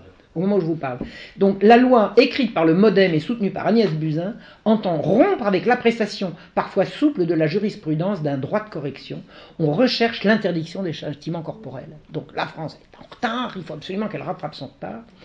Une éducatrice spécialisée dénonce les préjugés qui donnent aux adultes le droit de disposer du corps de l'enfant sous prétexte d'éducation. Oh, quelle horreur! Donc ce ne sera pas une loi contre la fessée, mais pour l'abolition des violences corporelles ordinaires. Oh. Donc il ne s'agit pas de criminaliser la fessée, mais de repenser l'intégrité physique et morale de l'enfant en affirmant son droit à voir son corps respecté. Maman, respecte mon corps. Moi, tu peux me taper dessus, mais mon corps, respecte-le. La domination adulte est le terreau fertile de toutes les autres formes de domination. La domination. Ah, halte à la domination. Égalité pour tous. Ni Dieu ni maître. Vous me suivez? Tout ceci porté par une idéologie violemment anti-religieuse et anti-tradition, évidemment. Les enfants n'appartiennent pas à leurs parents. Soit, alors à qui appartiennent-ils? Soyez gentils de nous le dire. Tous les arguments contre la fessée sont des arguments contre la violence. Donc on ne peut qu'être d'accord. Comment être contre? Est-ce qu'on a le droit de battre un adulte? Non. Alors comment peut-on avoir le droit de battre un enfant? C'est une horreur. Bon, alors maintenant, ça y est, ces gens-là ont gagné. Depuis le 30 novembre 2018, la loi a été votée. La fessée est désormais interdite en France. En plein déferlement de gilets jaunes, au milieu de la nuit, vous avez 51 pingouins qui ont voté alors qu'il y a 577 députés en France. Ils ont voté par 51 en première lecture avec 51, voilà, et 51 voix contre 1 et 3 abstentions. Il n'y en a pas 1 sur 10 pour cette question qui se sont déplacés. Seul Emmanuel Ménard a voté contre et on a dit d'extrême droite. Alors vous savez que l'autorité parentale, c'est tout à fait d'extrême droite, méfiez-vous. Extrême droite, c'est ça. Le but est d'inscrire dans le Code civil, à l'article lu lors des mariages, que l'autorité parentale s'exerce sans violence physique et psychologique. Alors attendez, physique et psychologique. Alors attendez, c'est quoi la violence psychologique? Parce que vous n'avez plus le droit de battre vos enfants, ni de leur opposer une violence psychologique. Alors attendez, la nouvelle règle, dire non à un enfant, ne peut-il pas être considéré comme une violence psychologique? Maman, je veux sortir, non, violence psychologique, oui ou non? Puisque vous lui opposez votre autorité, que vous vous opposez à lui, c'est bien de la violence psychologique. La nouvelle règle édictée ne s'accompagnera pas de sanctions pénales, nous rassure-t-on tout de suite. Alors si, elle sert à quoi s'il n'y a pas de sanctions? Qu'est-ce qu'une loi qui ne connaît pas de sanctions si on n'en respecte pas? La France faisait partie des 6 derniers pays de l'Union européenne, avec la Belgique, l'Italie, la République tchèque et le Royaume-Uni, à ne pas avoir interdit ce type de pratique. Elle devient le 55e pays à interdire les fessées sur les enfants. Bravo, on rentre dans le grand club, où c'est les enfants qui vont faire la loi. Comment dit-on? Malheur à la ville dont le prince est un enfant. C'est l'enfant roi, c'est l'enfer. C'est l'enfer. Comment va-t-on appliquer la nouvelle loi si elle n'est pas... si elle n'est pas obligatoire, si elle n'est pas... Alors, sauf à mettre un policier dans chaque foyer, qu'est-ce qui reste? La dénonciation des enfants, l'indiscrétion des enfants ou de leurs amis, la dénonciation d'un parent en cas de conflit ou le soupçon des voisins. Bienvenue en France. C'est l'éruption du juge et des services sociaux dans l'intimité familiale. C'est le droit des enfants de dénoncer leurs parents. C'est la fin de l'autorité parentale. C'est l'interdiction de violence psychologique qui exclut également la punition. Vous n'avez plus le droit de punir vos enfants. Tout va se négocier. Bienvenue dans un monde de chantage affectif où l'enfant est roi. L'enfant roi, c'est le parent faible, terrorisé et aujourd'hui battu. Des enfants battent leurs parents. Et rien n'est prévu dans la loi pour interdire ça. C'est le cauchemar. En Suède, la fessée est interdite depuis 1979, ça fait 46 ans que ça dure. La Suède est un pays de cocagne où la disparition de la fessée rime avec le recul de la violence, nous dit-on. Les parents interrogés assurent que ne même pas envisager de lever la main sur leurs enfants, même en rêve. Moi, battre mon enfant, jamais, même en rêve. On ferme les prisons en Suède tellement il n'y a plus de délinquance, c'est le paradis. Ah oui, en fait c'est l'horreur. Des milliers d'enfants sont enlevés contre leur gré à leur famille et placés dans des foyers où un certain nombre sont battus et subissent des abus sexuels quand vous n'avez plus de parents pour vous protéger. Qui interdit les abus sexuels contre vous? Les familles d'accueil s'enrichissent de cette manière. On fait venir des immigrés, on leur dit « Vous voulez pas être nounou ?» C'est bien payé. On vous retire vos enfants pour les donner à des gens qu'on fait venir pour ça. C'est l'enfer. À l'origine de la loi pour l'interdiction de la fessée en Suède a été votée contre l'assentiment du peuple. Et il y avait très peu de violence familiale. C'est-à-dire que cette loi est passée par dogmatisme pur. Alors là, pour répondre à madame, c'est les loges maçonniques, bien sûr, qui poussent à ces choses-là, bien évidemment. Ce sont des choses qui se font en douce. Alors, qui nous fait les choux en douce? Cherchez. Aujourd'hui, les services sociaux imposent une dictature totalement arbitraire en Suède. On enlève les enfants pour des broutilles. Si une famille semble rechigner aux standards imposés par l'État, on enlève les enfants. Les parents n'ont même pas le choix de leur avocat quand ils décident de porter plainte. Chaque année, entre 15 000 et 20 000 enfants résidant en Suède sont enlevés à leurs parents naturels pour être confiés à des institutions et à des familles d'accueil. C'est la délation organisée par l'école et l'infirmière ou des intervenants extérieurs qui viennent faire parler les enfants. Mais les enfants en rond, mais les adultes, on les fait parler, puis tac, tac, tac, tac, celui-là. Qui raconte ce qui s'est passé à la maison. Est-ce qu'il y a un recul de la violence? c'est juste l'inverse. Les prisons se vident parce qu'on ne veut plus les remplir. La violence explose partout dans des proportions inconnues avant. Maintenant, on déploie l'armée pour contenir la violence des gangs. Bravo, bravo la Suède. Et alors, quand j'ai fait cette recherche, c'était à une période où la Suède n'avait pas encore basculé. Elle vient de basculer aux dernières élections. Alors, je ne me souviens pas exactement quand, mais là, aux dernières élections, là, arrière toute, là, hop, on va rétablir l'autorité. Mais c'est extrême droite. Extrême droite. Il y a eu la fusillade il y a 2 jours. En Suède ? Oui, oui. Oui. Ah, 10 morts en Suède, c'est effrayant. Donc les parents suédois vivent dans la terreur qu'on leur enlève leurs enfants. Bientôt chez nous, non, ça y est maintenant, ça y est. Maintenant c'est chez nous, pour le bien des enfants et au nom des droits de l'enfant. En Allemagne, où la fessée est interdite, les placements d'enfants enlevés est une affaire en or qui rapporte des milliers et des cents à quantité de gens. Plus de 400 enfants sont retirés par jour en Allemagne à leurs parents dans la violence par la police et le Jugendamt. Jugendamt. Personne n'ose donner la fessée à son gosse. Ah ben non, surtout pas. En Angleterre, le bout de l'enfer, on arrache les enfants pauvres des bras de leur mère à titre préventif et quelquefois à la sortie du ventre au nom de la charte des droits de l'enfant. Des mères aux abois viennent accoucher en France. À présent, la France a donné l'alerte. Les mamans louves dénoncent des centaines de milliers de placements abusifs, comme je vous l'ai dit. Alors, pendant qu'on interdit aux parents d'interdire, le gouvernement, lui, il autorise. Il autorise quoi ? Le sexe. Vous avez compris. En 2017, la ministre de la Culture, Audrey Azoulay, a signé un décret autorisant l'accès aux mineurs aux scènes de sexe non simulées dans les salles de cinéma. Pas beau ça ? Suite à un rapport remis par la Commission de classification des œuvres cinématographiques, l'interdiction des scènes de sexe pour les mineurs de 16 à 18 ans n'est pas justifiée aujourd'hui en raison des changements de mœurs et de mentalité. Pas beau ça ? Alors, le Conseil d'État n'a rien trouvé à redire, donc voilà. Si la fessée est dans les mœurs, on change les mœurs. Et si le sexe est dans les mœurs, on autorise le sexe. Cherchez l'erreur. Hein ? La fessée, c'est dans les mœurs. On l'interdit. Le sexe, c'est dans les mœurs. On autorise. La même Audrey Azoulay a publié en 2018 la version revue et corrigée des préconisations de l'UNESCO dont je vous ai parlé sur la version de 2010. Il définit l'agenda à l'horizon 2030 en matière d'éducation, de santé, de bien-être et d'égalité des genres. On apprend que de plus en plus de jeunes ont réclamé leur droit à une éducation à la sexualité. Alors des jeunes ont réclamé leur droit, alors je demande où ça, quand ça, qui ça ? Citez-nous des sources, il n'y en a pas. Depuis quand l'éducation consiste-t-elle à répondre à la demande des jeunes ? Alors mon petit, aujourd'hui tu veux que je t'éduque à quoi ? L'éducation à la sexualité, c'est quoi sinon l'enseignement de pratiques sexuelles ? L'éducation sexuelle, c'est l'éducation de la reproduction, ça se fait en sciences naturelles, sciences de la terre et de la vie, pareil. Mais l'éducation à la sexualité, c'est forcément l'éducation aux pratiques sexuelles. Trop de jeunes, dit-on, reçoivent une éducation incomplète et fondée sur des jugements de valeur. À mort les valeurs, à mort la morale.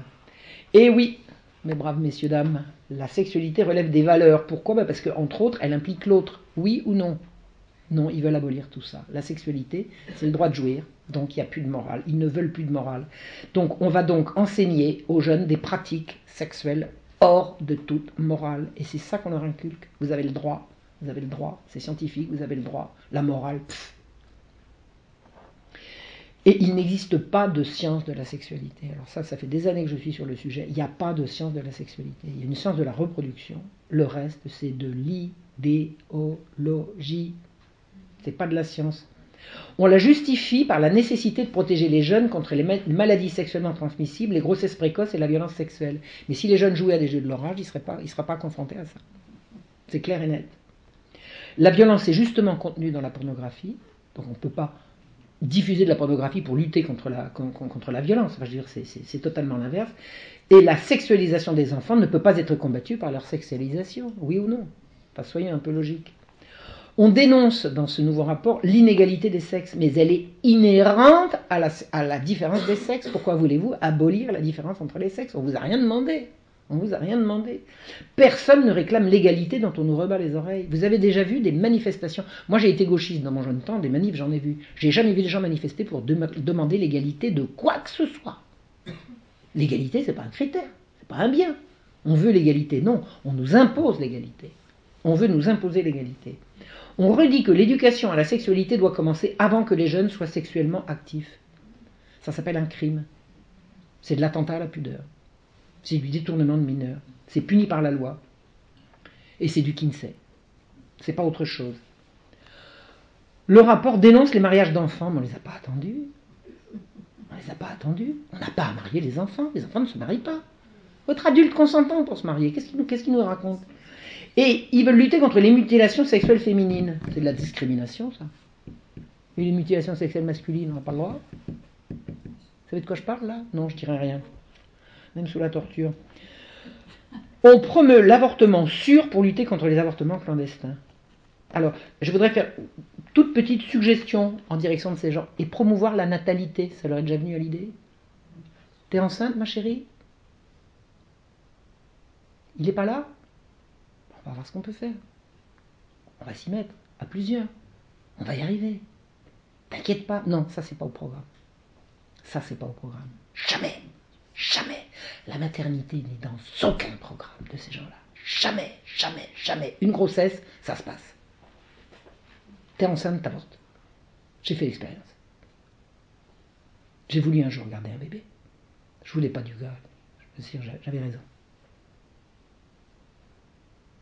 On m'a harcelé pour que j'avorte parce que c'était mon devoir. J'ai pas avorté, mais je l'ai perdu quand même. Alors, on promeut l'avortement sûr pour lutter contre les avortements clandestins. On n'a jamais pensé à promouvoir l'abstinence et à jouer à des jeux de son âge. Ça, c'est jamais en option. On veut lutter contre la violence homophobe et transphobe. Alors, transphobe, c'est la dernière... Alors, attends. Transphobe. Alors, moi, je suis pas homophobe, je suis biphobe. Je suis biphobe. Vous êtes quoi, vous? Biphobe. C'est joli, biphobe. Alors, moi, les trans, ça va. Les homos, ça va. Mais alors, les bi, je supporte pas. De quoi tu parles? Qu'est-ce que c'est que ces imbécilités? Il y a des trans à l'école, maintenant, dans les petites classes. Et puis, comment sait-on qu'un élève est homo? On peut leur ficher la paix aux gamins? On peut leur parler d'autre chose? On veut promouvoir une information sur la sexualité qui soit positive et dénuée de jugement de valeur. Ça revient comme une scie. On veut éliminer la morale. Comment peut-on parler sexe sans parler morale? Le sexe, c'est avec l'autre. Si on exclut la morale de mes relations avec l'autre, mais c'est un pays de sauvages. Je veux dire, c'est monstrueux, quoi. Quels seront donc les critères s'ils ne sont pas moraux? Ils seront scientifiques, quoi, comme machin Kinsey, quoi. Et on dénonce l'augmentation de l'accès à une pornographie violente. Ça veut dire que la pornographie non violente, ça va. Oui, parfaitement, c'est ça que ça veut dire. Pour les 5-8 ans, on commence par les gaver avec l'égalité des sexes dans la famille. De quoi je me mêle? Tu sais, ta maman, elle a un grand nez égal à ton papa. Mais fichez-nous la paix. On leur fait lister aussi les bonnes et les mauvaises relations. On fait lister à des gosses de 5 ans les bonnes et les mauvaises relations. De quoi ils parlent? On leur fait identifier les valeurs importantes que sont l'égalité, le respect et la tolérance. Importantes pour qui? Vous vous rendez compte? Ils osent diffuser, mais importantes pour qui? Si c'est pas l'idéologie, c'est quoi? Ça n'est que ça, quoi. On leur apprend qu'il existe des touchés corrects et des touchés non corrects et on leur demande de les lister. À 5 ans. Quelquefois, les touchés sont mauvais pour les enfants. Lesquels, au fait? Non, ils ne spécifient pas. Et on va leur montrer quoi faire si quelqu'un les touche de la mauvaise manière. Alors imaginez un petit bambin de 5 ans, vient un monsieur qui lui a donné une sucette et qui le touche de la mauvaise manière. Alors on va expliquer au gosse comment faire. Dis donc, toi, veux-tu reculer? À ce moment-là, le pédophile recule en disant « Pardon mon petit ».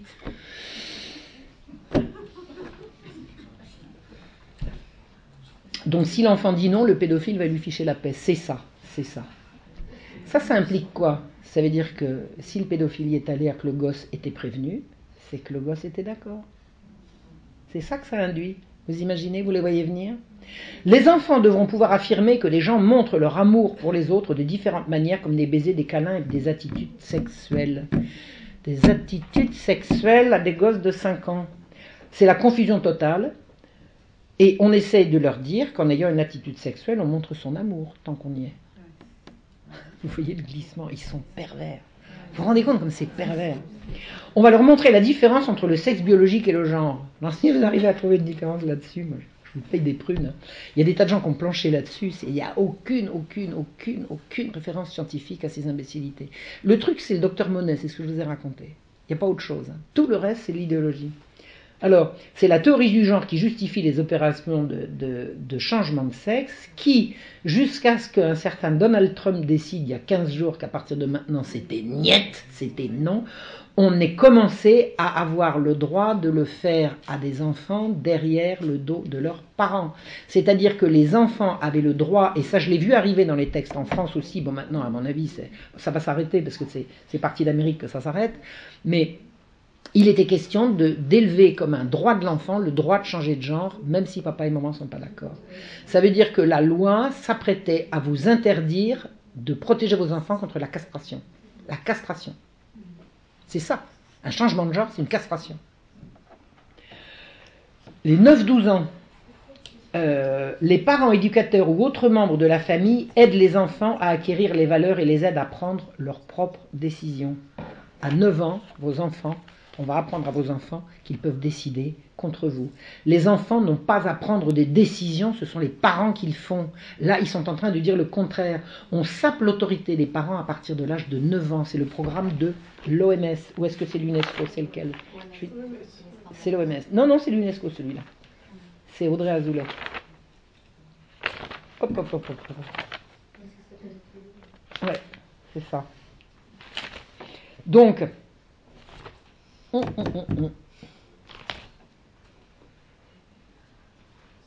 donc les enfants ont des droits sexuels, donc ils ont le droit de prendre leurs propres décisions, donc vous pouvez sortir. On n'a plus besoin de vous. Si, pour payer, pour continuer de payer la note. On veut pouvoir faire reconnaître que tous les membres, de la famille peuvent promouvoir l'égalité dans la famille. Vous vous rendez compte ce qu'on va mettre dans la tête de ces petits? À 9 ans, tous les membres de la famille peuvent avoir le droit de... Vous vous rendez compte d'une ingérence dans l'intimité des familles? Mais c'est monstrueux. Les enfants de 9 ans vont donc promouvoir l'égalité entre papa et maman. Ah bah dites donc, bonjour l'ambiance au dîner du soir. Hein. Les valeurs familiales saines impliquent la coopération, l'amour, l'égalité des genres et le respect mutuel et l'autorité, elle n'y est plus. Les valeurs familiales, il n'y a plus d'autorité. C'est terminé, exit. On leur explique, alors écoutez bien, parce qu'on m'a prétendu que je mentais, on leur explique que la masturbation commence à la puberté ou même avant. Ça commence à la puberté ou même avant. Il n'y a qu'à dire que ça commence quand on a décidé. Hein. Donc on a l'affaire là à des enfants de 9 ans et on leur apprend donc bien la masturbation, sinon comment connaissent-ils le mot? Hein? Ils sont préadolescents. C'est donc bien une incitation pour ceux qui n'ont pas pensé tout seuls. On va donc leur apprendre à se masturber.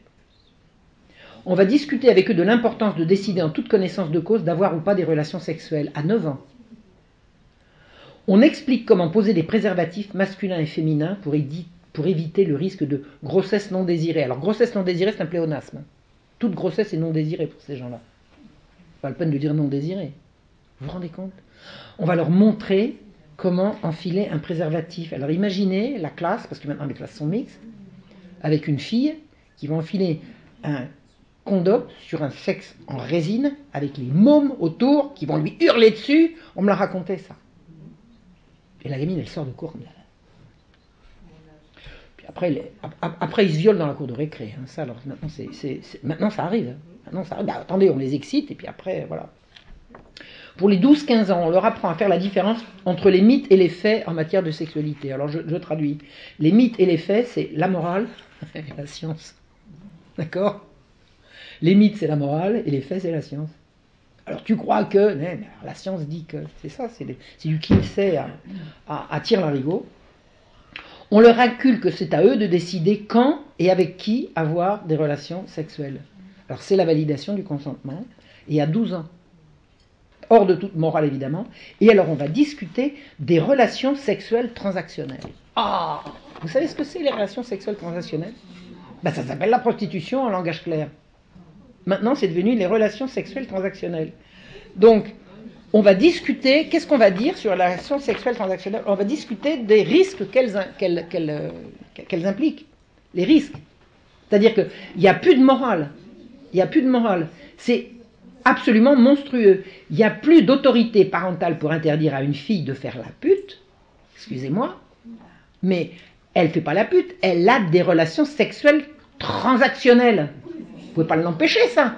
Puis en plus de ça, elle a des droits sexuels. Alors mêlez-vous de vos oignons. Et c'est la reconnaissance du travail sexuel. Ouais. Le travail sexuel. Coucher pour de l'argent, c'est du travail. Vous allez voir. Ils ont 12 ans. On y reviendra. On évoque la contraception d'urgence. Vous savez ce que c'est la contraception d'urgence? C'est l'avortement médicamenteux à l'infirmerie de l'école pendant que personne ne regarde. Et alors, on explique que les enfants auront le droit de prévenir leurs parents. Oh, c'est pas beau, là? Pas beau. Ah, papa, je voulais te dire, j'ai avorté à midi à l'infirmerie de l'école. T'étais d'accord, hein? Et alors, on insiste sur les risques inhérents à la grossesse précoce et aux grossesses rapprochées à 12 ans. Alors, c'est vrai que les filles qui ont des grossesses rapprochées à 12 ans, il faut quand même les prévenir. Oh là là.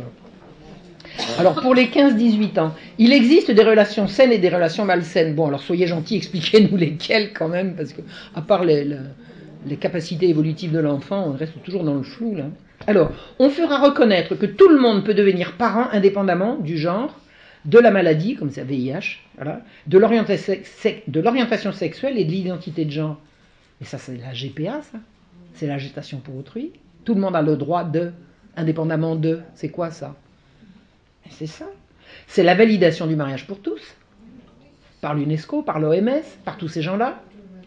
Parlons de transactions. Alors, parlons de transactions. On rappelle que les relations transactionnelles peuvent limiter la possibilité de sexe sans risque. Limiter le sexe sans risque. Ça veut dire, attention, faire la pute, c'est risqué, d'accord? La pute ou le pute, hein. On va pas être... Hein. Il y a les deux, hein. Faut le savoir, faut le savoir. Donc, sous-entendu, si vous prenez suffisamment de précautions, vous pouvez y aller. Il y a des risques, mais on va vous apprendre à limiter les risques. Donc, vous allez pouvoir. Allez-y, les filles. Et les garçons, n'oubliez pas. Vivre sa vie sexuelle librement implique de savoir comment éviter les maladies et les grossesses indésirées. Non, grossesse tout court. Non désirée, c'est en trop. La grossesse est définitivement présentée comme un mal. Partout, la grossesse, c'est le mal, c'est le mal, c'est le mal, c'est le mal. Et c'est la réduction de la sexualité à une source de plaisir et non de transmission de la vie. Il faut comprendre que dans tout ça, le sexe sert à jouir et la jouissance est un but en soi. C'est tout ce qu'il y a à comprendre de cette idéologie. On insiste sur les risques de l'avortement bricolé, façon de promouvoir l'avortement sûr. Ils font toujours comme ça. On va faire du porno non violent pour faire passer le porno violent. On va faire des avortements sûrs pour... etc., etc. C'est toujours comme ça qu'ils font. Les élèves doivent évaluer les risques et les avantages de l'adoption. Mais l'adoption, c'est devenu un droit. Adoption de qui? Le droit à l'adoption, c'est le trafic d'enfants. Moi, je connais des gens qui ont adopté, ils ont acheté des enfants. C'était pas dit comme ça, mais il a fallu qu'ils payent, je suis désolé. C'est comme ça. Et alors, vous savez où la plus grande fabrique d'enfants a... Bravo! Tout le monde sait? Tout le monde est au courant? L'Ukraine. L'adoption est une option pour des gens qui ne sont pas prêts ou pas capables de devenir parents. Vous vous rendez compte ce qu'ils disent? L'adoption est une option pour les gens qui ne sont pas prêts ou pas capables. Mais si vous n'êtes pas capable d'avoir des enfants, comment pouvez-vous être capable de les adopter? Ils ne sont pas une contradiction près. Et ils ne sont pas prêts parce qu'ils sont trop jeunes. Mais s'ils sont trop jeunes, ils peuvent adopter quand même. Ils ne sont pas capables parce qu'ils sont homo. Ah bah oui, c'est vrai qu'une relation homo n'est pas vraiment fertile. C'est un droit sur les enfants des autres et c'est une ouverture à la GPA et la PMA. Et c'est l'arrachage des enfants des familles qui ne sont pas dans la norme. C'est l'horreur absolue. À propos des relations sexuelles transactionnelles, alors j'ai planché parce que notre ami m'a demandé de faire une petite... Enfin, j'avais déjà fait la recherche, mais je l'ai retrouvé dans mes tablettes parce que j'ai un disque dur, c'est pas une encyclopédie, c'est plusieurs. Alors, à propos des relations sexuelles transactionnelles, le 4 septembre 2020, l'ONU a nommé une Sud-Africaine, le docteur Tlaleng Mofokeng, rapporteur spécial sur le droit à la santé. Alors, cette femme noire sud-africaine a participé elle a une émission télévisée qui s'appelle Parlons sexe avec le docteur T, comme on l'appelle. Parlons sexe. C'est lui qui ne sait, laissez tomber, pas autre chose. Enfin, laissez tomber toute autre recherche, ça ne sert à rien. En 2019, le docteur T a écrit dans un magazine pour adolescentes un article intitulé « Pourquoi le travail du sexe est un vrai travail ». Alors, vos gamines, elles lisent un journal pour adolescentes, et dedans, il y a un article du docteur T qui leur explique pourquoi faire la pute, c'est un travail comme un autre. Bon, allez, on va parler poliment. Pourquoi le travail du sexe est un vrai travail? Elle a soulevé, alors, elle dit, je crois que le travail du sexe et les droits des travailleurs du sexe sont les droits des femmes, les droits à la santé, les droits du travail et le test décisif du féminisme intersectoriel. Je ne sais pas trop ce que c'est, mais à mon avis, ça sent pas bon. Alors, elle a soulevé l'indignation des associations de défense, l'association de défense contre des prostituées et de la lutte contre la prostitution. Il y en a partout dans le monde, je veux dire, ils se sont soulevés d'indignation. Elle est nommée par l'ONU. Mais la plus belle indignation, c'est une petite fille, une petite jeune fille sud-africaine rescapée du trafic. Elle a réécrit à le docteur T. Non, je n'ai jamais été une travailleuse du sexe. Je suis une survivante de l'exploitation sexuelle, de la prostitution et du porno. J'ai fait l'expérience du mal et de l'inhumanité du viol acheté que vous appelez ce travail du sexe. J'ai été la victime de la traite des êtres humains de 11 ans à 17 ans dans le cadre de la prostitution et de la pornographie, et cela ne m'a pas donné une vie autonome. Parce que l'autre a dit, vous comprenez, vous travaillez pour le sexe, vous voulez avoir des sous, vous allez pouvoir être autonome. Ben bien sûr, bien sûr. Faites la pute les filles, c'est bien, c'est l'avenir, allez-y. C'est effroyable, effroyable. Et elle continue, au contraire, cela m'a abîmée, cela m'a handicapée émotionnellement, physiquement pendant des années.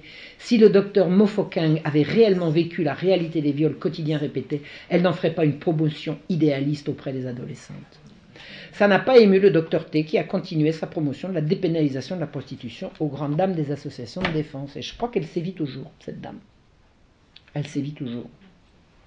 Alors maintenant, on va parler avortement, qui est devenu quand même un droit sexuel fondamental. Hein, quand je dis ça, vous avez compris que je ne fais que citer, je ne suis pas comme ça. En France, la campagne pour la légalisation de l'avortement a été déclenchée moins d'1 an après le vote de la loi Neuwirth en 1967. La loi Neuwirth, c'est introduction de la contraception, et la campagne pour l'avortement est juste derrière. Alors que on a fait passer la loi Neuwirth en disant ça évitera les avortements. Ça c'est clair et net, c'est comme ça que ça s'est fait. Vous avez suivi, j'ai tous les textes. Alors, on va utiliser des chiffres faux pour émouvoir l'opinion. On a préparé l'opinion à l'irruption du droit à l'avortement, je vais vous expliquer comment. On parle d'1 million d'avortements annuels pour 850 000 naissances. C'est-à-dire que dans la France des années post-68, on dit pour 850 000 naissances, il y a 1 million d'avortements. Donc des médecins signent un manifeste pour la légalisation. Si 1 million de femmes le font, il faut le faire, il faut l'encadrer. Voilà. L'INED, l'Institut national d'études démographiques, a pu calculer qu'on n'en a en fait que 250 000, c'est-à-dire le quart. On multiplie les chiffres par 4, c'est de bonne guerre. On veut émouvoir l'opinion, il n'y a qu'à gonfler les chiffres. Un journaliste, Jacques de Rogy, qui était un grand communiste devant l'Éternel, alors il s'est fâché, c'est drôle, parce que Jacques de Rogy, il était pour tous ces trucs-là, il était pour l'avortement, il était pour la contraception et tout, et il s'est pris de plein fouet le secrétaire général du Parti communiste et de sa femme, qui était absolument contre. Il s'est retrouvé comme une andouille, et les communistes ont fait à l'époque l'alliance avec les catholiques contre l'avortement et contre la contraception. Vous ne saviez pas ça, hein? Je vous prépare un truc là-dessus. Oui, il y a eu Jeannette Vermersch, elle était déchaînée contre le Jacques de Rogy. Comment osez-vous? Mais oui, mais alors, les travailleurs ne peuvent pas élever tous leurs enfants. Vous n'avez qu'à augmenter les salaires au lieu de... Enfin bref. Non, les arguments étaient frappés au coin du bon sens et les communistes ont fait... Puis après, ils ont viré Kazakh. Hein. Bref. Mais pendant aussi longtemps que c'était Jeannette Vermersch et lui, c'était... Bon, enfin bref. Le couple à la tête du Parti communiste de ces années-là. Hein? Non, pas du tout. C'était avant. Donc, le journaliste Jacques de Rogy, il ajoute le chiffre effarant de 20 à 60 000 décès consécutifs à l'avortement clandestin. Vous imaginez, 20 à 60 000 femmes meurent d'avortement clandestin, c'est épouvantable. Le démographe Alfred Sauvy fait remarquer que ce chiffre est 3 à 7 fois supérieur au total des femmes en âge de féconder mortes dans l'année, toutes causes des décès confondus. Alors, rien que pour l'avortement, il y en a 60 000 qui sont mortes, mais c'est 7 fois supérieur à toutes celles qui sont mortes d'autres choses. C'est effrayant. Les chiffres sont éhontément faux, mais on veut faire passer l'avortement à tout prix. Donc la presse féminine prend le relais et elle affiche le nombre de 5 000 décès annuels. Tous les ans, 5 000 femmes meurent avec le ventre troué par des faiseuses d'anges. Il faut absolument légaliser ça pour le faire bien, vous avez compris. Or, l'INED sort de nouveau une étude et elle annonce le chiffre de 56 décès et pas 5 000. Non, mais vous vous rendez compte? Et alors, le tour est joué, je veux dire. On a fait pleurer Margot sur 60 000. Bon, après, d'accord, on est descendu à 5 000. Donc 5 000, on va s'arrêter là. On ne va pas publier le chiffre de 54. Puisque la presse va se faire le complice. Il suffit de pas le diffuser, c'est tout. Et on le sait comment, parce qu'on farfouille. Il y a des gens qui font de l'histoire, et puis il y a des gens qui font de la recherche, et puis voilà. Il suffit de ne pas le répéter. Et la loi pour l'avortement est passée, c'est un grand soulagement. Et vous savez le résultat des courses? C'est que les femmes qui n'aiment pas prendre la pilule, parce que la pilule c'est complètement contraignant, ben, on couche, on avorte, puis voilà. Alors qu'à l'origine, on a fait passer la pilule pour éviter les avortements. Et tout ça, c'est planifié. C'est un plan qui se déroule phase par phase, un pied après l'autre, une loi après l'autre, une campagne après l'autre. Hop là. J'ai bientôt fini. Pas encore tout de suite, mais ça va, c'est pas trop pénible. Les droits sexuels séparent la sexualité de la reproduction et la reproduction de la sexualité. Vous avez compris, ça fait partie de l'article 1. Il est dit, aucune femme ne sera condamnée à une maternité forcée pour avoir exercé sa sexualité. Vous vous rendez compte? Condamnée à accoucher. L'avortement est donc devenu un droit opposable, comme le logement, la nourriture et le reste. Vous avez bien le droit de ne pas être mère, quand même. Être enceinte est devenu une calamité qu'il est interdit d'imposer à des filles qui ont fait rigoureusement ce qu'elles ont voulu, on est bien d'accord. On ne les a pas forcées à coucher. L'avortement n'est plus seulement un droit, c'est devenu un bienfait, un progrès. Le progrès de l'avortement. Le patriarche russe Kirill a signé une déclaration pour que les avortements ne soient pas payés par l'État. Le vilain. Vous savez ce qu'on lui a opposé? Les femmes russes seront forcées d'accoucher à cause du patriarche. Ils veulent forcer les femmes à accoucher. Monde de fous. En France, l'avortement est devenu une priorité nationale avant d'entrer dans la Constitution. Alors c'était pas, parce que la Constitution s'est passée récemment. Moi, quand j'ai commencé à étudier le truc, j'ai trouvé des textes qui disaient venez apprendre aux infirmières et aux sages-femmes, enfin bon, je continue, vous allez voir. J'ai trouvé une lettre envoyée par un réseau périnatal à des sages-femmes pour leur proposer une formation à l'IVG médicamenteuse. C'est-à-dire que vous avez là des sages-femmes qui sont là pour accoucher des femmes. On leur dit venez prendre une formation accélérée à l'IVG médicamenteuse. Et l'argument qu'on leur a donné, c'était l'avortement est une priorité nationale. Priorité nationale. La loi de modernisation du système de santé du 26 janvier 2016 a élargi les compétences des sages-femmes à la réalisation d'IVG médicamenteuses. Qu'est-ce que vous faites dans la vie? Ah ben moi, des IVG médicamenteuses. Avant, je faisais des accouchements, maintenant c'est...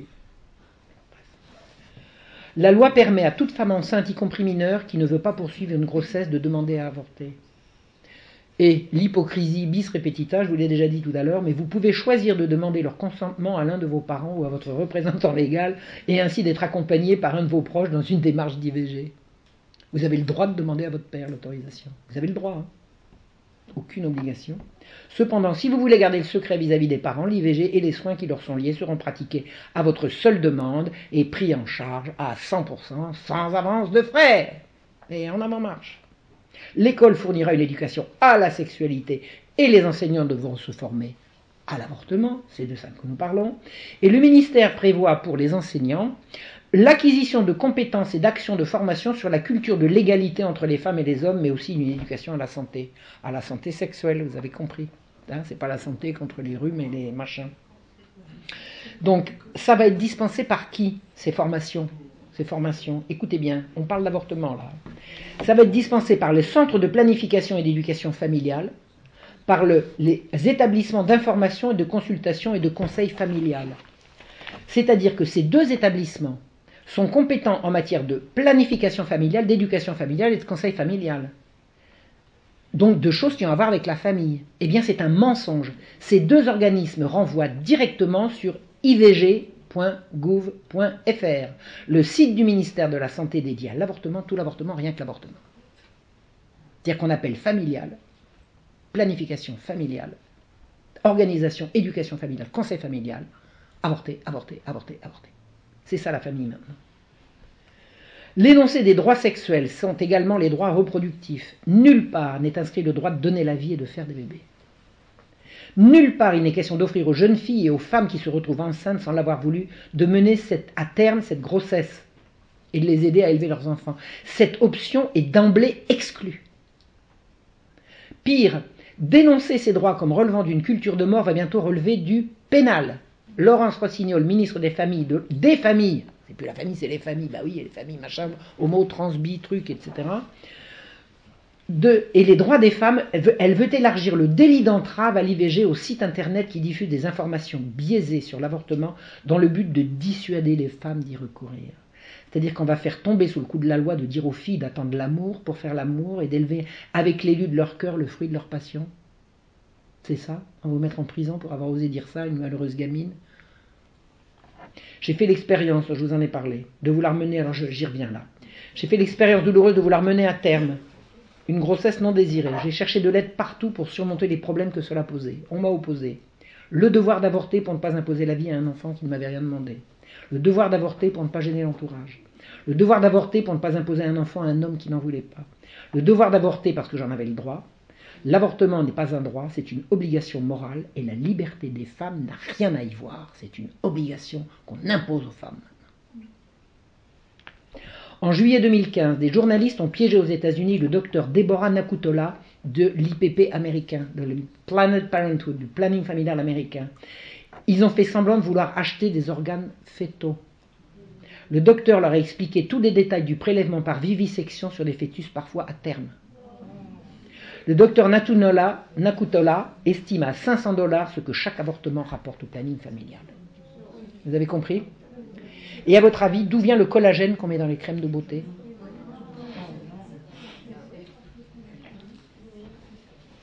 La révolution sexuelle, 50 ans après Kinsey, la situation est dramatique partout dans le monde. Partout dans le monde. Au nom des diaboliques droits de l'enfant, on retire de plus en plus d'enfants à leurs familles pour les placer hors d'atteinte de parents désespérés. Ça se chiffre en centaines de milliers rien qu'en France et on a aboli l'autorité parentale. Un enfant peut intenter un procès contre sa mère qui le contrarie. Des enfants battent leurs parents et la loi est muette. On fait du changement de sexe, mutilation irréversible, un droit inaliénable qui peut être exercé sans le consentement des parents.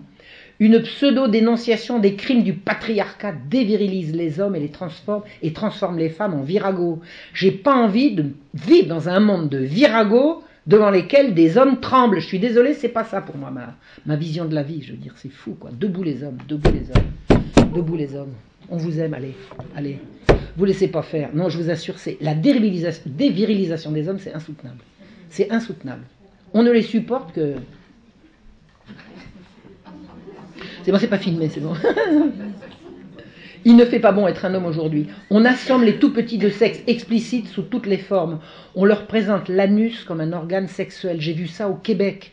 Des parents catholiques du Québec m'ont montré une photo, un dessin grand comme ça, qu'on montrait en classe aux tout petits. C'était l'appareil sexuel masculin, l'appareil sexuel féminin, avec l'anus au milieu. Excusez-moi, mais c'est quoi ça? Comme disait l'autre, là, c'était passé par décret d'organe excréteur en organe sexuel. On a décrété comme ça, pif, paf, du jour au lendemain. Je suis désolé, mais c'est pas ça. On promeut la notion de santé sexuelle qui permet à l'OMS de se mêler de programmes à l'école, parce que l'OMS est des responsables de la santé, donc si l'OMS promeut la santé sexuelle, ça va passer. C'est par là que c'est passé. Hein. Les programmes qui sont en cours, là, c'est par l'OMS que c'est passé. C'est certain, c'est clair. Et on l'impose à partir de 3 ans, hors du regard des parents. Le sexe n'est plus le mode de reproduction des humains, mais un moyen de se faire plaisir. Pour ces gens-là, on a un sexe pour jouer avec et tout le monde a le droit de jouer. Résultat, des petits réputés informés par le harcèlement dont ils sont l'objet sont considérés comme consentants à des relations avec les adultes. Le viol collectif a fait son apparition dans les cours d'école maternelle. Une petite fille de 4 ans a été victime de 2 tournantes, je dis 2, dans la cour de récré par des bambins de son âge. La réaction de la vice-présidente du Conseil national de protection de l'enfance a dit « Ce type d'acte n'est pas fréquent, mais pas exceptionnel non plus. On est à l'âge des premiers émois, à un stade de développement où la curiosité émerge, notamment au niveau sensoriel et sexuel. » Non mais attendez, aujourd'hui les premiers émois à 4 ans consistent à entraver, déshabiller, pénétrer une gamine de son âge dans la cour de récré, circuler, il n'y a rien à voir. Qu'est-ce que c'est que ça? Il n'y a jamais eu autant d'agressions sexuelles qu'aujourd'hui, alors qu'on nous a vendu la chose comme il faut éduquer à la sexualité pour faire reculer les agressions sexuelles. Il y en a de plus en plus. Et elles sont de plus en plus violentes et de plus en plus mortelles. Les maladies sexuellement transmissibles ont explosé partout dans le monde pour le plus grand bonheur de Big Pharma. Vous connaissez Big Pharma? La pornographie est devenue gratuite pour ne pas dire obligatoire. Avant, les gens payaient pour avoir de la pornographie. Maintenant, il faut payer pour avoir des bloqueurs. Un clic intempestif peut vous envoyer sur des sites abominables qui envahissent votre téléphone et celui de vos gosses. L'UNICEF, Agence de défense des enfants, encore une de ces agences-là, a déclaré le 14 mai 2021 acceptable une certaine pornographie en direction des enfants. Alors, écoutez bien, le site, je tiens cette information d'un site qui s'appelle C-Femme, C-F-A-M, C-Femme, et qui envoie un bulletin, si vous êtes abonné à ça, il vous envoie un bulletin qui s'appelle Friday Facts. Il y a une version française systématique, c'est fait à l'ONU, c'est traduit en toutes les langues, donc vous pouvez avoir l'information. Je tire une grande partie de tout ce que je suis en train de vous dire, de ces informations-là qui viennent directement de l'ONU et qui sont envoyées par C-Femme, C-F-A-M. C'est un site catholique d'information sur la famille. Et mon amie Judith Reisman m'a dit, il faut que je te dise un truc, les catholiques, c'est les mieux organisés et les plus efficaces pour tous ces trucs-là. M'a-t-elle dit. Je crois qu'elle avait raison. Au nom de la liberté de création, on exhibe des scènes pédocriminelles au grand public. Comment vous voulez interdire la création artistique? C'est atroce ce qu'on montre, c'est atroce ce qu'on montre. Les ministères de l'éducation successifs reviennent sans cesse sur la nécessité de séances obligatoires d'éducation à la sexualité dès les plus petites classes. Et l'homophobie, c'est-à-dire toute critique du pouvoir croissant d'un lobby mondial qui n'en finit pas de se définir, est devenue un délit qu'on peut poursuivre en justice. Le sexe est pour ces gens définitivement coupé non seulement de la reproduction, de la vie, mais également de l'amour. Rappelons que le but de ces gens est la dépopulation. Donc là maintenant, c'est la survie de l'humanité qui se joue. Je suis désolé, mais on n'a pas un sexe pour jouer avec.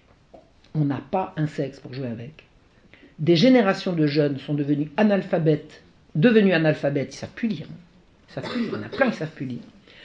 Drogués d'images sexuellement explicites qui, il n'y a pas si longtemps, étaient poursuivis au titre du détournement de mineurs. Aujourd'hui, ces détournements ont lieu à l'école, obligatoires à partir de 3 ans, dans tous les programmes élaborés dans les ministères. Tout, absolument tout, y fait référence aux travaux frauduleux d'un maniaque sexuel, maître chanteur, soutenu par le pornographe de Playboy, et financé par Rockefeller et protégé par la CIA.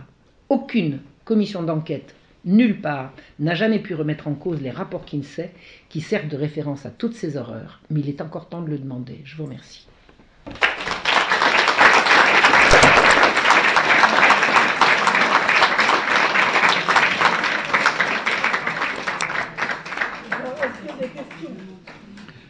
Si quelqu'un peut me dire si...